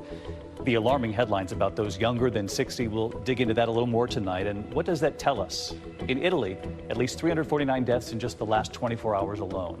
And this number that got our attention as well. In Italy, they have more hospital beds, more doctors per capita per person than we have here in the U.S.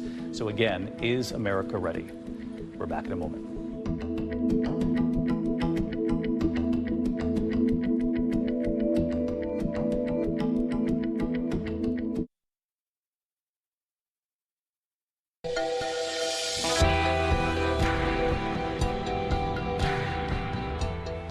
Next tonight, here's so many questions about testing in the U.S. News that private labs are now joining the fight. Tonight, we're going to take you inside one, but how many kits are available and how quickly will they now get this done? Here's ABC's Matt Gupman. Yeah, how have you been feeling? My head's been hurting, but that's all. I've been pretty good besides that. It's become an all too familiar story.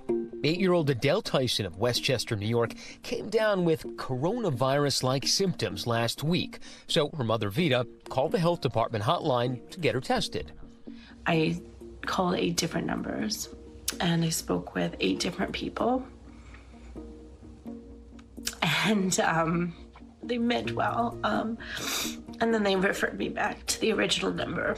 Vita gave up, but then she fell ill herself. And the local ER tested her on Tuesday. 6 days later, still no results. I don't know when I'm going to be able to leave my house. I don't know if I've infected a lot of people. And I can't tell anyone anything because I don't know. Testing numbers nationwide are still lagging. New York has conducted roughly 7,000 tests since the outbreak. North Carolina's public labs have only done about 300. However, in South Korea, where the number of cases have now flattened, over 275,000 tests have been conducted. They've even now created phone booth-type testing sites. But back home, health workers need to be in full protective gear to administer the tests. In some cases, they're proving scarce. So the current test that's been available up to this point has been very manual or labor intensive. So that has hindered how quickly we can turn results around and the volume of tests that can be done. But this weekend, we may have turned a corner. The FDA approved a new test for the virus. We did this within hours after receiving the application from Roche. Roche Molecular Solutions and another private biotech company, Thermo Fisher, received emergency FDA authorization for new tests. Breakthroughs because of the speed. Patients no longer have to wait for days for results. Now, just 3.5 hours. What we can now expect is that we're going to provide 400,000 tests in the coming days. So that will mean that we will make available about 1.5 million tests every month. How did Roche pull it off? The challenge was the timeline. Could we do it in 6 to 7 weeks, as we were being asked to do? We did something that usually takes 12 to 18 months. So we had to reinvent how we did things. With the potential to be a COVID-19 game changer, the Roche factory went into overdrive. With the thumbs up from the FDA around midnight on Friday, the tests rolled out over the weekend. This New Jersey shipping team loading trucks, heading out to over 30 labs across the country. And today in Chicago, Kathleen Beavis of the University of Chicago put the new test through one of its first runs this afternoon. So they're literally dropping in as we speak. You're getting specimens as we speak. Yes, we are. The results? 5 positives out of 43. Yes. Again, this all goes to helping us track where the existing cases are and where we might have higher pockets of illness in the Chicago area. Many of these experts have skin in the game. Dr. Valsamakis' husband is already suffering from heart trouble. He's in the highest risk category group of people to die from this infection. This is personal. I want to protect him. So many questions about testing coming into the team. So let's get back to Dr. Jen. And someone wrote, actually it was Courtney, she said, please ask Dr. Ashton, first of all, how long can one be a carrier of COVID-19 before actually showing symptoms? Do we even know the answer to that? We don't know, David. We know the average incubation, based on a published study that just came out last week, was 5.2 days. By 11 days, 97% of people will convert to positive, but we really don't know what that range is. We still need to test more people. And that's just a question before showing symptoms. There are still many who are asymptomatic. Right. We heard that from Donovan Mitchell, the NBA player for the Utah Jazz, who said he tested positive, not feeling any symptoms. And there was a question from Tim who wrote in, if asymptomatic or no symptoms, shouldn't we still be tested if we are contagious to others? Well, the long-term answer is yes. We need to test a lot of asymptomatic people, but we're not there yet. So right now it's what's considered a tier 3 level, an asymptomatic person in the community who maybe was just exposed to a confirmed case. Right now, the real answer is self-quarantine, because the ability to test asymptomatic people just is not there yet. Because there would be a crush of people then trying to get tested, and we already have seen what's happened in our country with the testing process so far. So again, if you have symptoms, that fever of 100.4 or above, call your doctor. In some cases, absolutely, if you have a medical condition, but remember, some people don't have a high fever with this. So again, that's why we need to test a lot more people. And if you don't have the fever, but you have some of the other symptoms, what are they to look out for, Jen? Body aches, extreme fatigue, severe headache, and dry cough. If you have a healthcare provider, you want to call that person. If not, as we heard, try calling the Department of Health, but it might take a while to get through. It might take a while, so call your healthcare provider. Don't just show up, because otherwise you risk, if you don't have it, perhaps coming into contact with somebody who does. Absolutely. All right, a lot more to come, Jen. Thank you very much. And when we come back here tonight, what we're seeing right now in Europe, the epicenter of this global outbreak, what we can learn from what we're seeing there as well. The French president tonight saying we are at war. Italy's death toll soaring once again, at least 349 deaths in just one day. Because of the lockdown, there can be no funerals in Italy. And what we've learned tonight about a bishop who met in recent days with Pope Francis, who has now tested positive, that bishop. Dr. Jen answering your questions. Keep them coming tonight. Use the hashtag AskABC2020.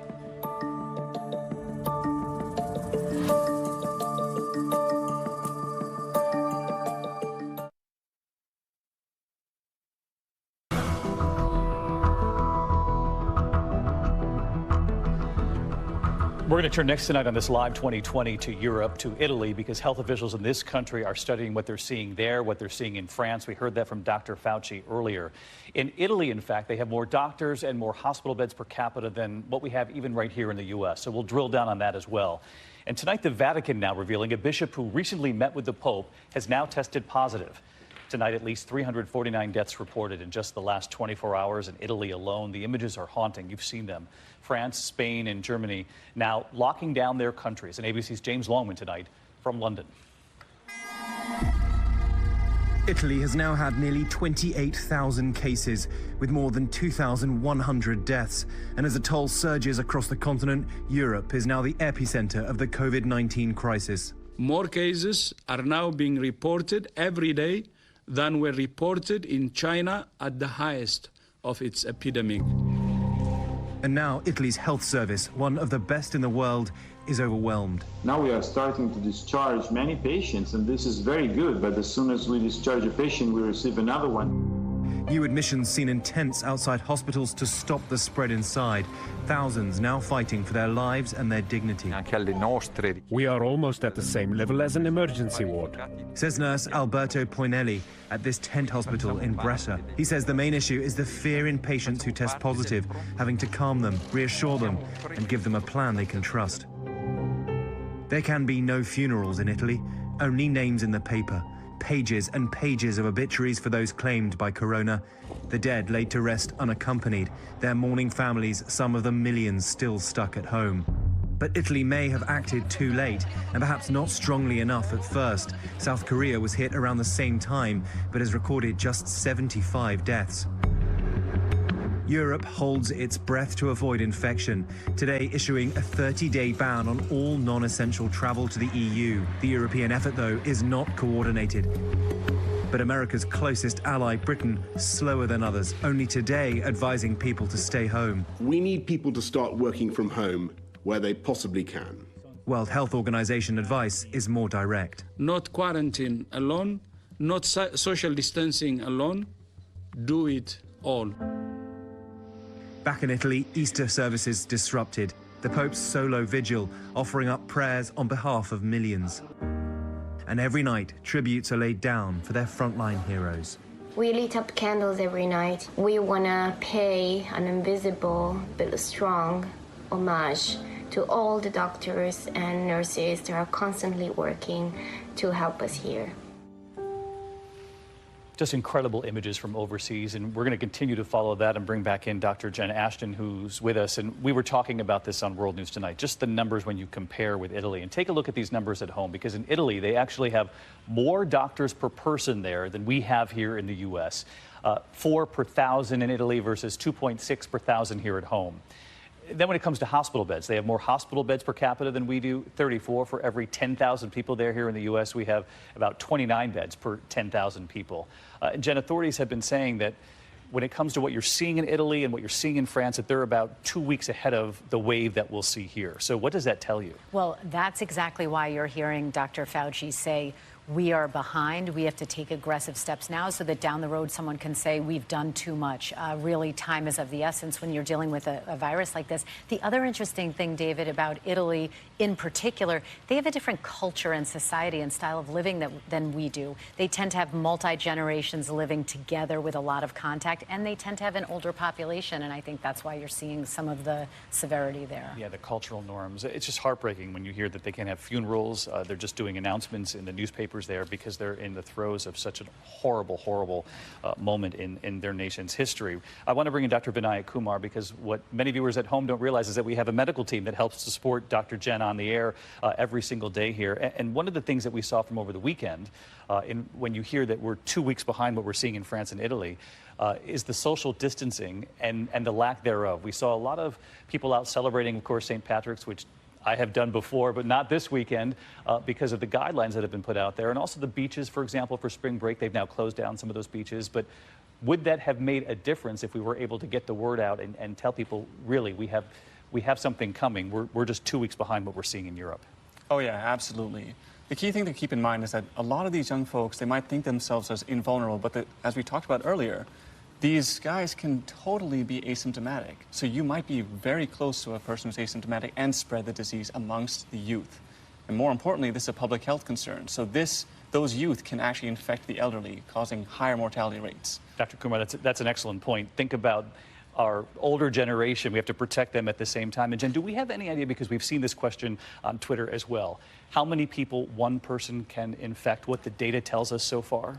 We don't, but we know that the doubling time or the transmission dynamics of this is significant, and that basically every 7 days the number of cases doubles. So that is, again, why the clock is ticking, and these aggressive social distancing measures need to be put into action right now. Which is why Dr. Fauci said we're in a race against the virus here in the U.S. All right, Jen, thanks. When we come back here tonight, the new normal in America, really dramatic, life-changing events. We've all witnessed it just over one weekend alone. We're with the wage earners now, with no idea where their next paycheck will come from. We're also hearing from patients living in quarantine, those with confirmed cases and those waiting for their results, how life has changed in an instant for them. Our Live 2020 continues in a moment.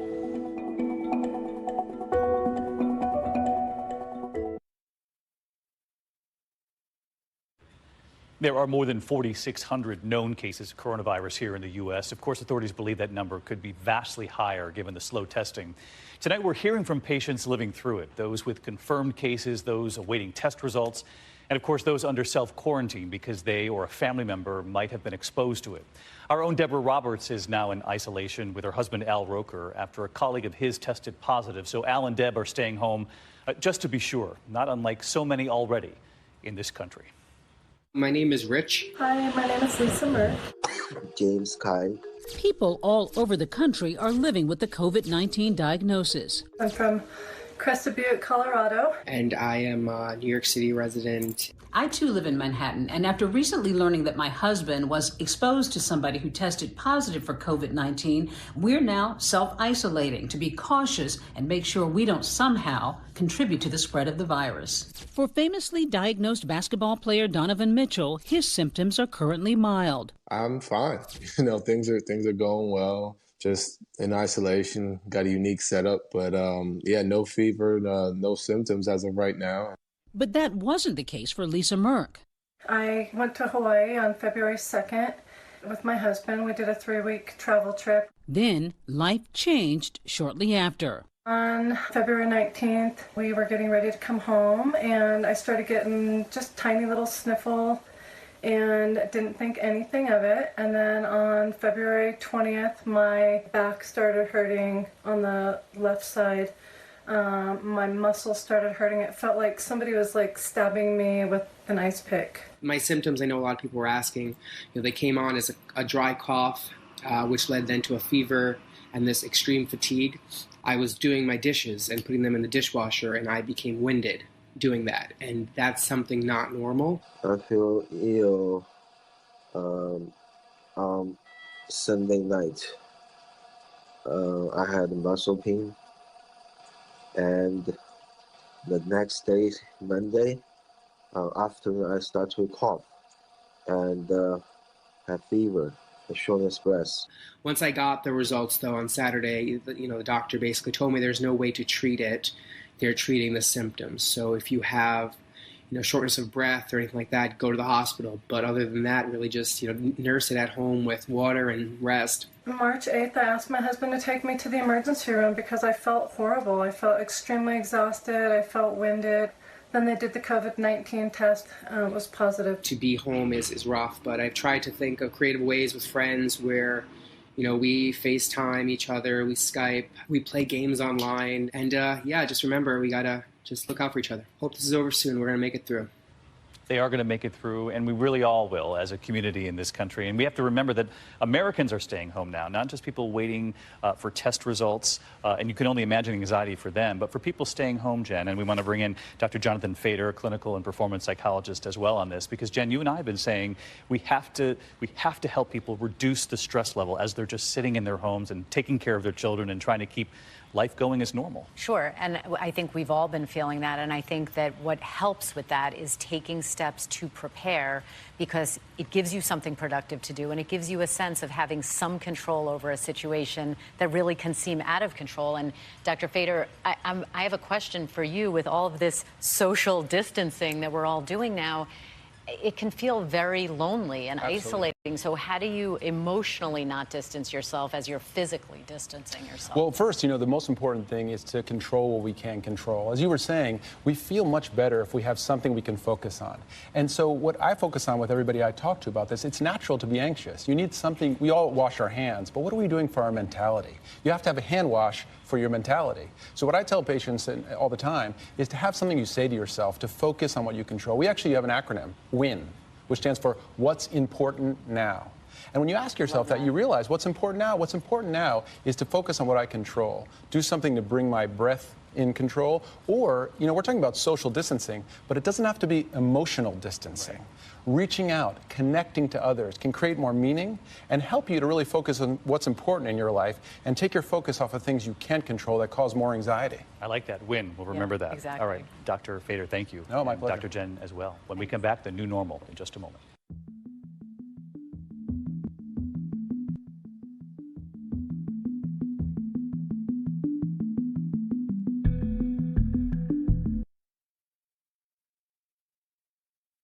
It is the new normal in America, a reordering of American life. Mothers and fathers now working from home. And late today, you heard the president saying for at least the next 15 days, avoid restaurants and bars to slow down the virus. And so Tamron Hall tonight on this American test. So we're going to head out and check out a local diner here in the heart of New York City. Well, what we know is within 24 hours, diners like this one will be closed, only for takeout and delivery. I've been in this neighborhood for 45 years. First time we'll close and possibly forever. A lot of these people have been with me, some for 35 years. So in total, how many employees are you? 200. 200? Have they confided in you about worried about rent and paying bills? You can see fear in their eyes. You can see it. That's the worst part. We're on our way to Garfield, New Jersey, where, like so many school districts around the country, the schools are shut down. And so many of the kids normally would get a breakfast or a lunch from school. Now, a parent or guardian has to line up to get those missed meals so that the kids can eat. So you have a complete meal for breakfast and a complete lunch as well, complying with the USDA guidelines for nutrition. Tell me how life is at home right now. It's scary. The kids don't understand. You know, trying to explain to the kids is the biggest part. Like, you know, this is serious right now. This is the new normal now. It's going to be the new normal. We're heading about 40 minutes to another suburb to talk with a single mother, 6 children. She's a nurse. She is facing this alone with her children. I've also, just in case they don't have lights. Hi, how are you? I'm Tamron. Nice to meet you. Do you want me to keep my mask on, or how do you feel? They don't matter. Okay. All right, how are you? I'm good. Good. What is your number one concern today? Me is right now with the schooling. I only have like 2 laptops. I can't have all 5 of them in 2 laptops. That's. Who gets to do their homework first? Well, I have my own laptop. She has her You own. have your laptop. Do you have your laptop? Use our mom's. Use your mom. Everybody use mine. And that's how everyone will be able to do their homework. Basically. What scares you most now? Me, it's just, for me, is if I was with myself, I would probably just be able to handle it on my own. The babies are just growing up. They can still get sick. And they're really important to me. I just don't want anything to happen to them. So much fear, and you can't forget that families live paycheck to paycheck. Absolutely. That's why we wanted to do this story. 40% of Americans have just $400 for an emergency. So when you hear the story, you need to stock up on these things, put these things in your refrigerator. Where are you going to get the money from? And that's a part of this conversation that can't be forgotten. And that's what we saw all day long today, David. All right. Now in the hands of the Senate to help. Absolutely. Finally tonight here, even amid the devastating scenes playing out in Italy, they sent out word, let's all come out on our balconies and send a message of thanks. In Italy, they set a time this weekend and they all came out on their balconies to applaud doctors, nurses, and all healthcare workers on the front lines. In Rome, so many families and their appreciation. There was this image from Spain, the fitness instructor who knew so many are in quarantine, teaching from a rooftop. And here in the U.S., from California tonight, the famous comedian and actor Mel Brooks, this is his son. Hi, Dad. With a message about looking out for our seniors. If I get the coronavirus, I'll probably be okay. But if I give it to him, he could give it to Carl Reiner, who could give it to Dick Van Dyke. And before I know it, I've wiped out a whole generation of comedic legends. Do your part. Don't be a spreader. Right, Dad? I'm going. Love you. I love that. Really important message for all of us. Thank you for watching here again on this Live 2020. Our coverage of the coronavirus continues later tonight on Nightline and, of course, first thing in the morning on GMA. And I'll see you all this week on World News Tonight. Dr. Jen and the entire medical unit, I thank you too. We'll do this again. Good night. An all-new 2020 starts right now. It's more sinister.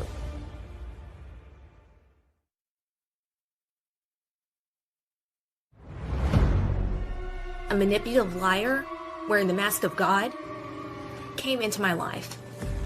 The Hewitt preacher's wife was found dead. Her death originally ruled a suicide. But is that how the mother of 2 really died? Maybe someone had held that coarse material against her nose. I think Carrie, on some level, understood that she was in danger. But you also discover in that Bible, Lord, I'm asking you to protect me from harm. He's having a conversation with the 911 operator, and he's not winded, and he's perfectly calm while he's talking.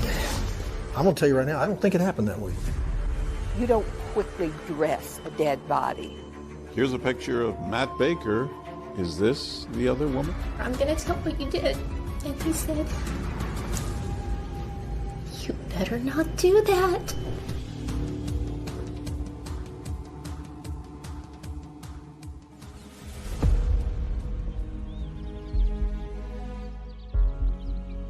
Sometimes faith can be used to manipulate and to control people. Preachers, the good ones are great. The bad ones have the most power of anybody. I knew that Carrie would never take her own life. We will fight for the truth. Could Carrie have been murdered? The Hewitt police, now collaborating with Texas Ranger Matt Coffon, who's been working with Carrie's family, obtained an order to exhume Carrie's body. And the autopsy results are now in. In her muscle tissue, there was a presence of Ambien. And that was huge, huge. And at the time of her death, she didn't have a prescription for Ambien. No. The autopsy now lists Carrie's manner of death as undetermined. Now you're in undetermined land, now you're in a mystery, now let's solve the mystery. Bill Johnston and his team continue to dig, now taking a closer look at those few crime scene photos. What's this? This is a picture of Carrie's arm. And what you're seeing here is you're seeing the beginning of lividity, the purplish color from the pooling of the blood. You know, when the heart pumps, it pumps through the veins and the arteries. When the heart stops, everything settles to its lowest point. It's gravity. We have lividity set in the body, and that takes time. And this was a problem with Bill Johnston and his team. And so we found the person who wrote the book on crime scene reconstruction, Tom Bevel. The first responders from the medical field are saying that lividity either was setting in or set, which in that time frame, that's a problem. So this is their home right there, right? Yeah, this is their home. So if he leaves his house at 11, 45 to 55 minutes later, lividity could not have been set in as it was in the photographs, all right? Cawthon and the team believe that Carrie was likely dead before Matt Baker left his home. So if Carrie's suicide was a homicide, how was she killed? The photograph showed something more. In one of the photographs, there is a small abrasion that is to the bridge of her nose.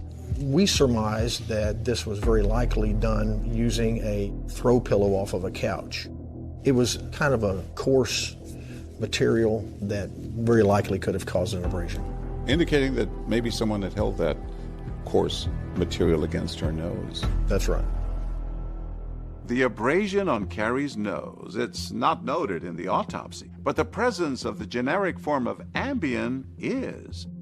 So Bill Johnston wants to look into Matt's digital trail. He sues Matt for wrongful death and obtains access to his computer records. A month before Carrie's death, they discovered Matt was on the computer searching for the term overdose by sleeping pills.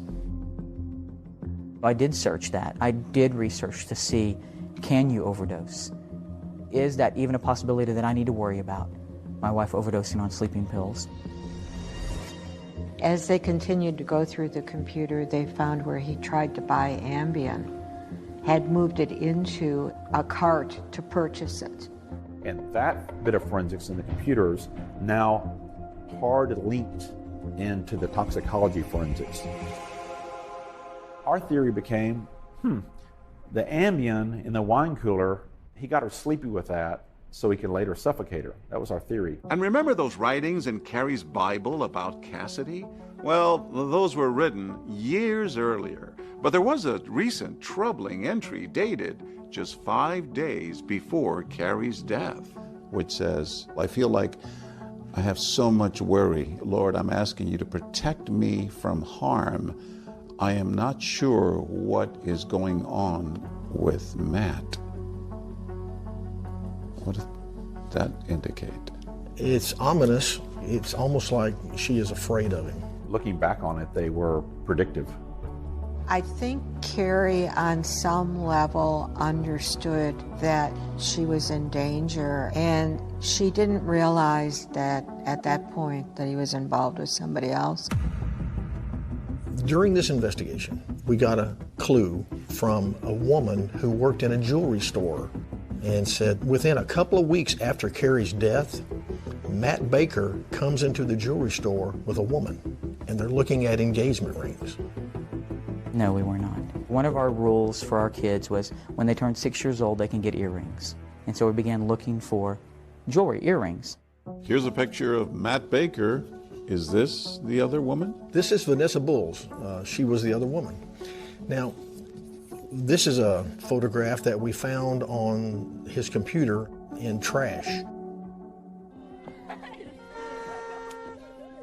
We knew there was going to be a birthday party, and we took a picture of all the girls and Matt and Vanessa. It wasn't long after Carrie's death when people came over. They didn't see any pictures of Carrie at all, but there was a picture of Vanessa with the girls. 2 of Carrie and Matt's friends came to help with the party, and one of them stayed overnight, and she saw Matt sitting on the couch with Vanessa's head on his lap.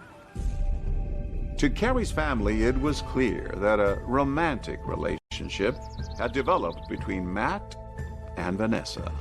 4 months after Carrie's death, police believe Vanessa Bulls just might be the key to solving this case. So they bring her to the Hewitt Police Station for questioning. It's just scary. I know.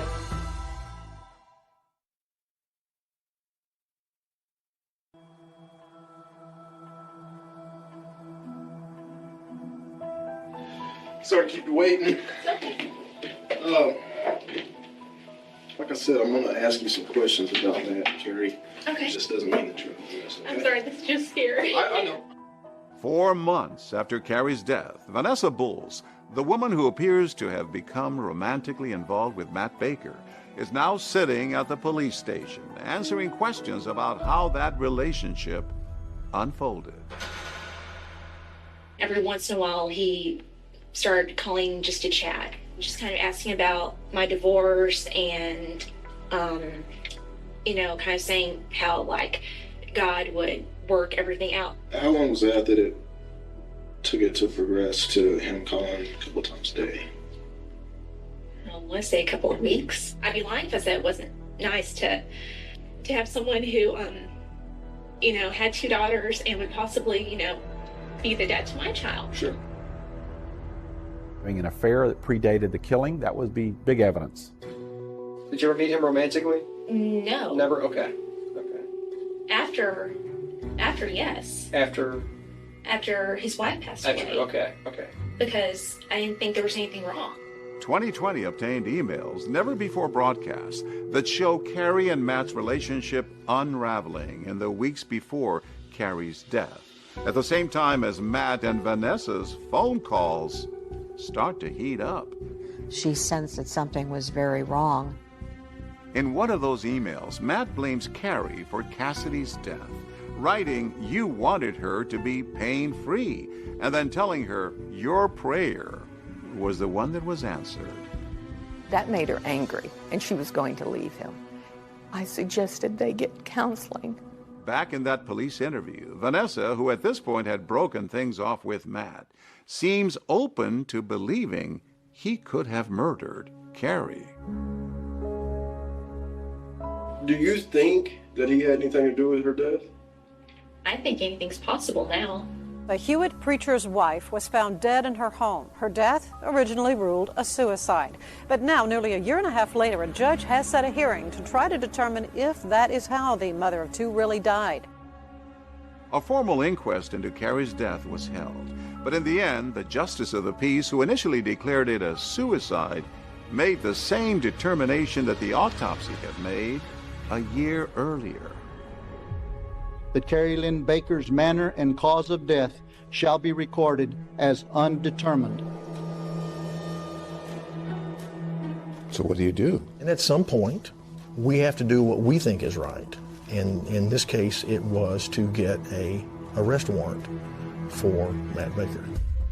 Even though it wasn't ruled a homicide, nearly a year and a half after Carrie's death, Matt Baker is arrested for her murder.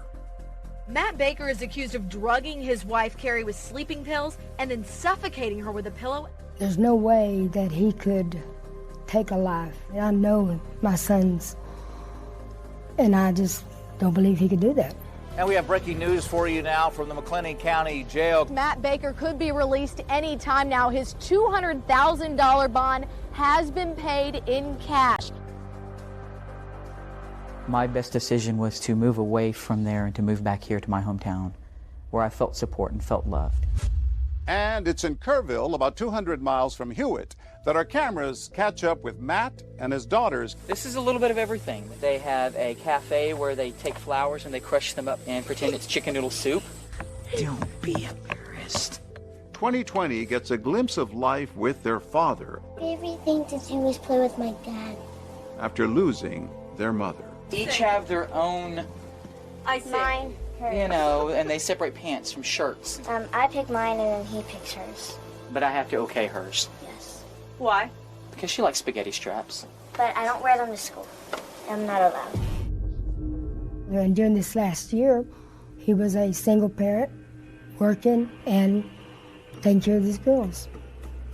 They emotionally attached to their dad very strongly, the younger one especially. This is my favorite toy because it used to be my dad's when he was a little kid. Once Matt was released, he went on kind of a press tour. He tried to tell the world his side of the story.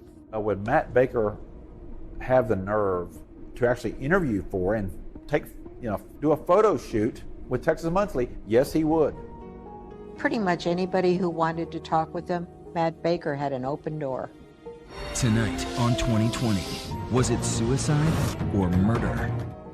The story goes national, and Matt Baker sits down with 2020 for an interview. He proclaims his innocence and denies he had an affair with Vanessa Bulls. It was a friend, it was a very good friend, but there's nothing there now. I don't believe in adultery, I don't believe in divorce.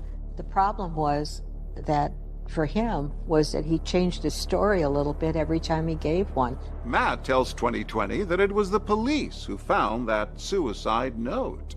One of the police officers found it and handed it to me, and I held it in my hands for a brief moment, and I looked at the first line, and I handed it back and said, I can't read it right now. But listen as Matt refers to that suicide note in his 911 call. My wife is laying in the bed, and her lips are blue, hands are cold, and there's a note that says, I'm sorry, basically. There's no way I could ever have hurt my wife. I loved her. She's the mother of my children, and I miss her, and I did not hurt my wife. We felt validated with the arrest, but I'm going to tell you right now, all the arrests in the world mean nothing without a good prosecution. The Texas Rangers made an arrest on the case, and the case was then transferred to our office. And I believed that Matt had killed Carrie, but I didn't feel like that we had the proof to take it to a trial and get a conviction. If you get an acquittal, it's over. 6 months after Matt Baker's arrest, the murder charge is dismissed after prosecutors failed to indict him. It was frustrating, but I mean, we knew it would take time and we weren't going to stop. People started running around town with bumper stickers that said "Justice for Carrie." Love trumps evil was underneath it. We had truth on our side. We had God on our side. We had Bill Johnston, and we were going to continue civilly. But his story was not adding up anymore. You wouldn't have left those two girls there if you didn't think it was safe. And would Matt's account of what he says he did when he found Carrie check out? He's not winded, and he's perfectly calm while he's talking. I'm going to tell you right now, I don't think it happened that way, John. I just don't.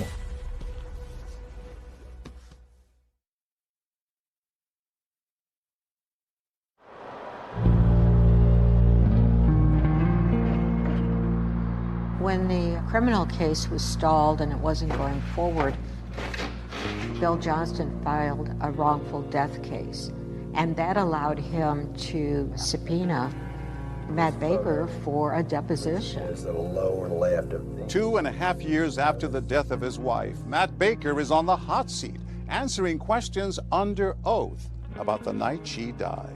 About 10:45-ish, a little before 11, she asked me if I could run a couple of errands. Now, had she sort of refreshed herself and gotten awake and got forward thinking by that time? It was still kind of that half awake, just talking, but still kind of real drowsy. I'm conjecturing that it went through his mind that maybe she already took all the sleeping pills before he left. Was she aware enough that you could observe that she could handle if the kids needed her, for instance? I felt that she probably could. She had to be fine, or else she was incapacitated, and he was a bad father, and he just left his girls with an incapacitated person. Which one is it, Matt? So he chose the high road, that yes, Carrie was fine. So if Carrie's fine, she's not getting ready to die. Bill was able to ask him question after question after question and get answers from him that were very helpful. While you have the phone pressed against your shoulder, you put on her panties first, is that correct? I believe that's right. And then what did you do? And I put on her shirt. Okay, and she's on the bed at this time? Correct. But Matt had told police a different version of how he dressed Carrie that night. So I put the panties on her in the bed as I was getting her out, and then when she was on the floor, I put her shirt on. The clothing, it appears consistent, especially her panties, as to how you would typically find if they were put on by the individual, not somebody else, with a lady who is not able to assist. If he would lie about dressing her, why? And he wanted to explain their body was cold by saying she was nude on top of the bed, as if she would have aired out, cooled off. Just a stick figure put where she came to rest once you moved.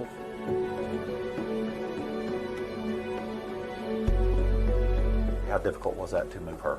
I guess at the time you don't even think about it. You just do what you have to do. We wanted to know if Matt's story holds up, so we asked Texas Ranger Matt Cawthon to put it to the test with a dummy roughly the same weight as Carrie's at the time of her death. He would have had to reposition the body. I'm going to tell you right now, I don't think it happened that way, John. I just don't. How much time would he have had to do this between the call to 911 and the chest compressions? About 2 minutes. To dress her, put her body on the floor, all while on the phone with 911. We're going to see if you can do this. I'm going to put a stopwatch to it, and here we go. And you're doing it as fast as you can. Well, I'm doing it the best I can. And I feel the phone about to fall. We're at 48 seconds now. We're about 1:20. He's having a conversation with the 911 operator, and he's not winded, and he's perfectly calm while he's talking to the 911 operator. That's 1:57 seconds. And then just to get her dressed. That doesn't include the removing from the bed and the chest compressions. And I know how to do CPR. Oh, you do? In listening to the 911 call, it sounded phony. Do I need to go unlock the front door? I'll let you know when they start getting close, okay? Okay. I think he'd give himself an Oscar, and I'd give him a Rotten Tomato. Just keep doing compression. I would not have known at the time when I got there that he had been doing CPR. You're still doing compressions? Yes, I am. Okay. he did not sound winded on the phone. No, not at all. He didn't have to do chest compressions because she was already dead. He killed her, I think, before he left to go run alibi errands.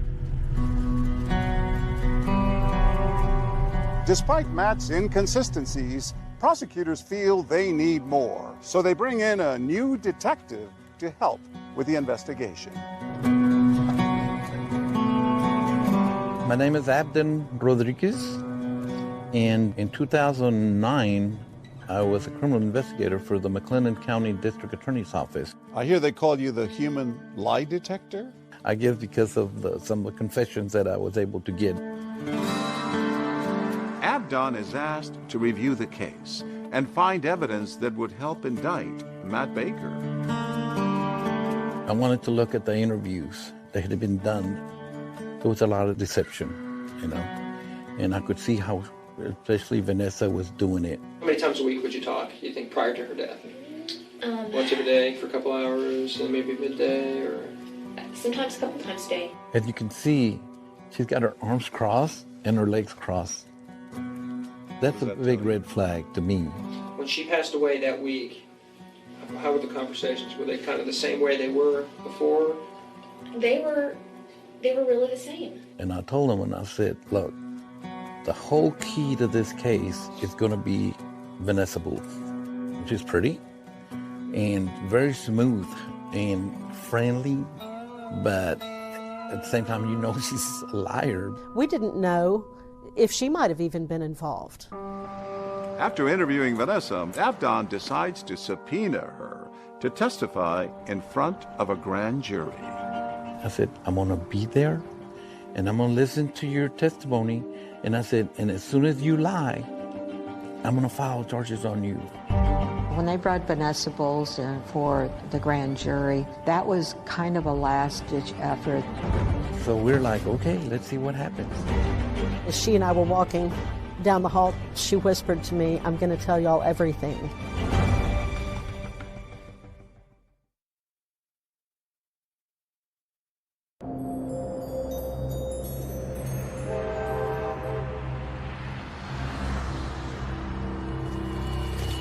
Behind closed doors, Vanessa Bull's grand jury testimony is the last step in getting Matt Baker indicted. A former preacher charged with the murder of his wife.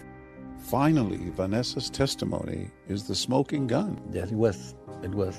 She had everything we needed. The civil case was dropped at that point in order to let the criminal case continue.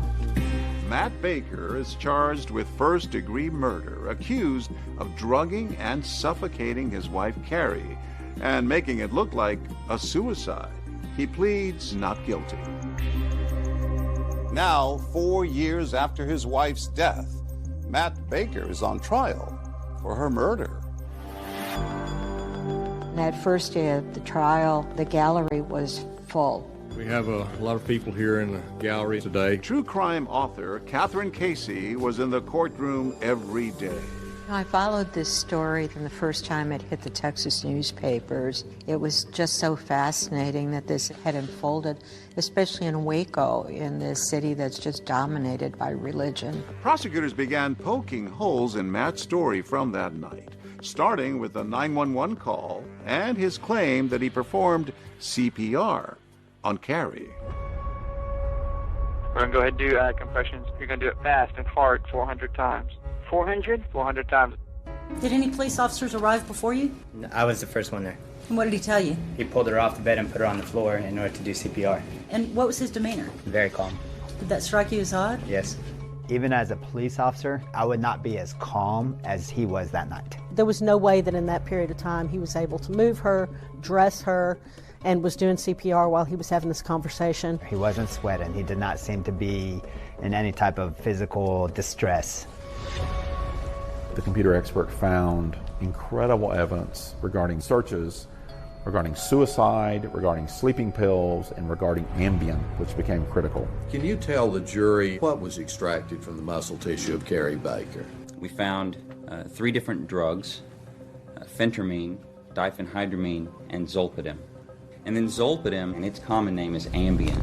We never were able to determine where he got the Ambien from. But we were able to determine that he was going to these websites and that he had gotten as far as putting Ambien in a cart. Defense attorney Guy Gray pointed out that there was no evidence that Matt actually ordered Ambien from that website. They went through the process of looking at it, but it was aborted and no purchase of Ambien was made.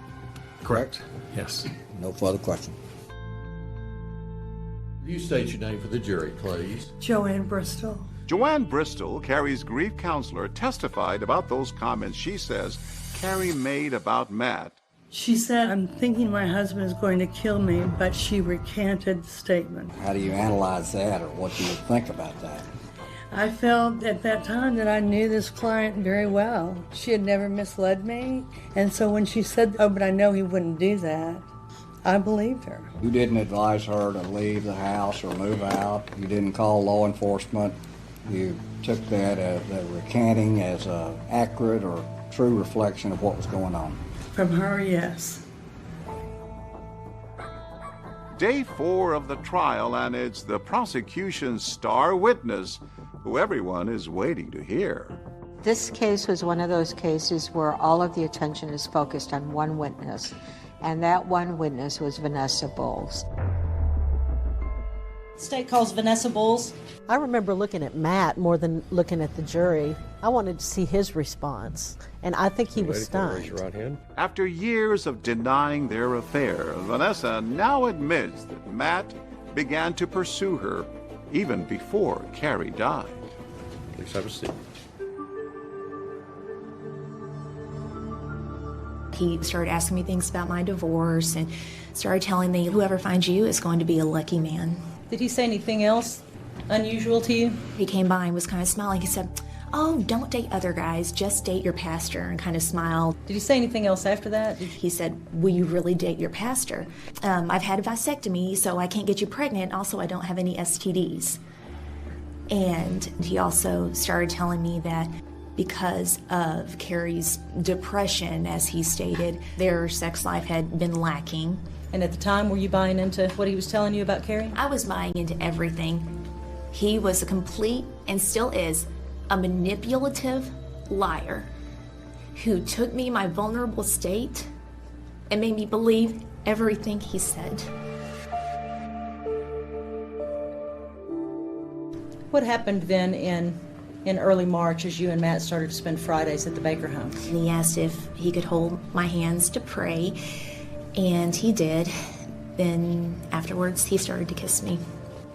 Then he just took my hand and led me to the bedroom. Feeling guilty about being with her pastor, Vanessa says that Matt tried to reassure her. I was extremely remorseful. I couldn't believe what just happened. He started saying, "It's okay, don't feel bad, just ask God to forgive you." And he said, in reality, he said, "I don't think God believes that anyone can just be with one person the rest of their lives." After Carrie's death, Vanessa says Matt wanted more, perhaps even making her the next Mrs. Baker. At some point, did you and Matt take the girls and go to K Jewelers in the mall? We did. He stated that the girls wanted to go look at wedding rings for me. Are you telling the jury that he was prepared at this point, a week or two after Carrie's death, to trade in Carrie's wedding set to get you a ring that you wanted? Correct. Matt had denied this in interviews, but a salesperson from the jewelry store corroborated Vanessa's account. She tried on about 4 or 5 rings, asked his opinion. He just would tell her it didn't matter what he liked, it was what she liked, because she would be the one wearing it. Vanessa then drops a bomb when she says not only did Matt want out of his marriage, He said that if we ever fell so much in love that he would find a way out of it. she also knows what happened to Carrie Baker. I told him, "I'm going to tell what you did." And he said, "You better not do that."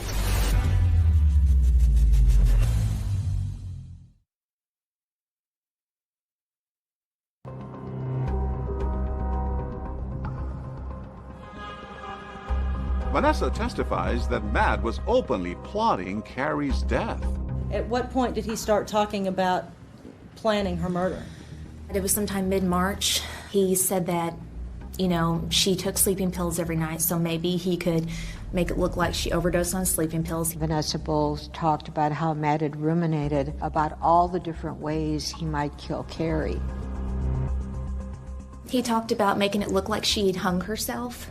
He talked about tampering with the brakes of her car, maybe doing a drive-by shooting. What I saw from Vanessa's testimony was a man who was much more evil than even I believed he was. She testified that Matt planned to kill Carrie with a tainted milkshake and then craft a suicide note. 1 to 2 weeks before Carrie's death, did he tell you that he had in fact tried that? He did. He sent an email and said she took a sip of it and said that it tasted like lead. And so then he said he took a drink and said, oh, well, the ice cream must have been bad. He mentioned that he would leave a note, and he said that he would type it. And I said, that's never going to work. You're going to be caught. And he said, oh, no, she types everything. Did he say something else about what he believed other people thought about her mental state? Oh, he said that no one would question it because of how depressed she was. Vanessa stuns the courtroom when she says Matt Baker told her how he killed his wife. He had gotten big horse pills. He said he emptied out all the contents and put crushed Ambien in them. He said he handcuffed her to the bed, started kissing her and touching her all over until she fell asleep. Then he said he got the pillow and put it over her face. What did he say happened next? He said that he thought she was dead, and he just said she just took one big ass for air, and he said, oh, and then put the pillow back on her face, except he did this with his hand to be sure that he suffocated her. He didn't even feel enough remorse when he realized that she was still alive to rethink it. He just wanted to finish the job.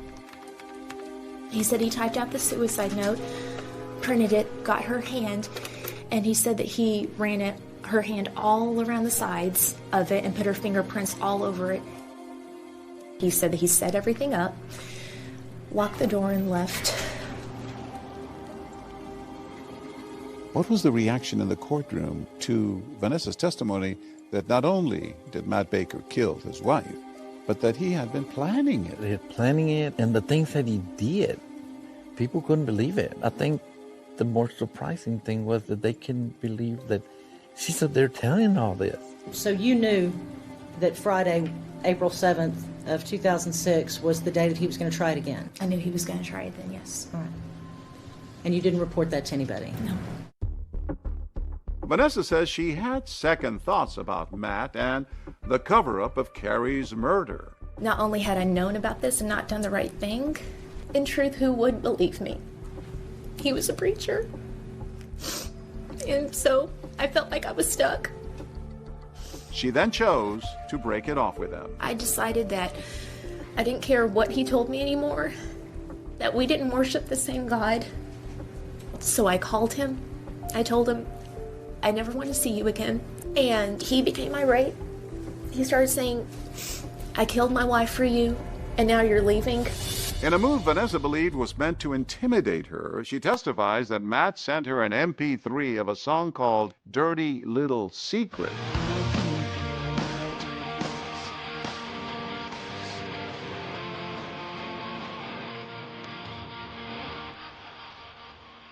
He was talking about the murder plan, and he later referenced it, stating, I need to keep my mouth shut, don't tell anyone, or you'll be just another regret. I'll pass the witness, Your Honor. Ms. Bowles. The defense pressed Vanessa on why she was now coming clean about everything. How would we know to believe you, Vanessa? Because what do I have to gain from this right now? I'm setting things right. I made a mistake here because a manipulative liar wearing the mask of God came into my life. And this testimony is going to put him where he needs to be. It's now up to the jury to determine where Matt needs to be. Folks, we can't protect her from harm. The only thing now we can do is give her justice. Then turned and pointed to Matt and said to convict this murdering minister and find him guilty for one reason only, because he is guilty. The indictment says there's got to be facts of drugs and a pillow. And the only way you can get those facts is by believing Vanessa Bowles. And she is just not credible. I think a lot of people struggled with Vanessa I mean, she had done horrible things. But I think it really helped her credibility when she was on the stand because she didn't try to fade her own culpability. I think Vanessa was absolutely the key to the case. We've reached a unanimous verdict, is that correct? Yes, sir. We, the jury, find the defendant, Matt D. Baker, guilty of the offense of murder as alleged in the indictment.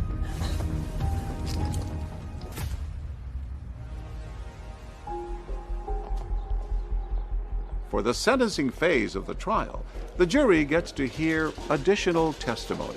They came back and had witnesses from his past come and talk to us about things that he had done. One by one, women testify about sexual misconduct they say they endured from Matt Baker. He came up from behind me, put his hand on my breast. I pushed him away, told him no. He tried to kiss me, told him no. I remember having to use all my strength to try to keep him off of me and from taking my clothes off.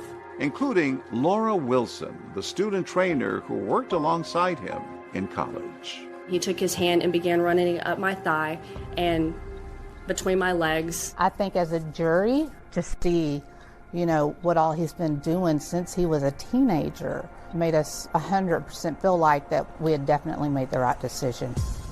The jury sentenced Matt Baker to 65 years in prison. And finally, Carrie's mother has a chance to confront him directly. I'm talking to you, Matt, today, okay? You haven't looked at me in almost 4 years. Can you look at me today? So what does Matt have to say from behind bars?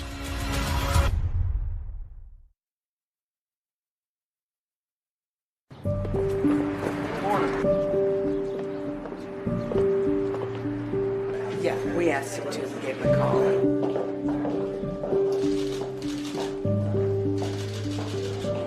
The sentence of the court that you be confined for a term of 65 years. There's some victim impact statements given by the family of the victim. You may proceed.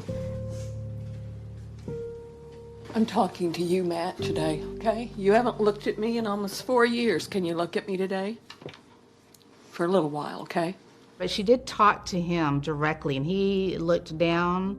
Matt, she loved you. And then you took her from us, Matt. You discarded her like she was yesterday's trash. You murdered the mother of your children. But love trumps evil. I don't know why, but I felt pity for him. I truly believe in my innocence. I believe the jury made a mistake in this. After his sentencing, 2020 speaks with Matt Baker again, this time in prison, where he finally admits to his affair with Vanessa, but continues to maintain his innocence. I'm coming clean on the lying about Vanessa. I made a mistake. I'm human. I made a mistake there. I should not have ever got involved in that. I was having a tough spot in my marriage, and I took the chicken way out. But I would never have hurt my wife. I never did. I never laid a hand on her, ever. Their mother was erased from them. They need to know she loved them. And she didn't leave them by choice. A year and a half after Matt's conviction, Linda was given custody of her granddaughters. It was a long journey for the girls to understand what had actually happened to their mother. Carrie Baker didn't kill herself. She was murdered. He was a Baptist pastor, preacher. He was a predator. I think he's a dark angel. That you may fear the Lord your God. You get to be the hero during daylight and sneak around in the dark and be evil. What do you make of the fact that now, nearly 20 years after the case, Matt Baker still maintains his innocence? He's one of those people that can just lie and believe in himself that he's innocent. The real hero in this is Linda Doolin. She fought for her child. A mother. A mother's will. It's strong. Determination. There's nothing like it, really. It touches you. It does. Why? because I have children. And these are hard things. Linda Doolin is a brave, strong woman. I'll always admire that about her. We love each other, and we knew Carrie did not take her life, and we weren't going to sit back until somebody would listen to us. She was an amazing mother, and she would fight for any of us. And I just wanted everybody to know the truth. Carrie's family is still so heartbroken over their loss, but committed to remembering the joy she brought them all. We should point out tonight that Matt Baker hasn't seen his daughter since he went to prison, but he hopes they'll visit one day. As for Baker, David, he has exhausted all of his state appeals. For an inside look at tonight's 2020, join me for our brand new podcast, 2020, The After Show. Thanks so much for watching. I'm Deborah Roberts. And I'm David Muir from all of us here at 2020 and ABC News. Good night.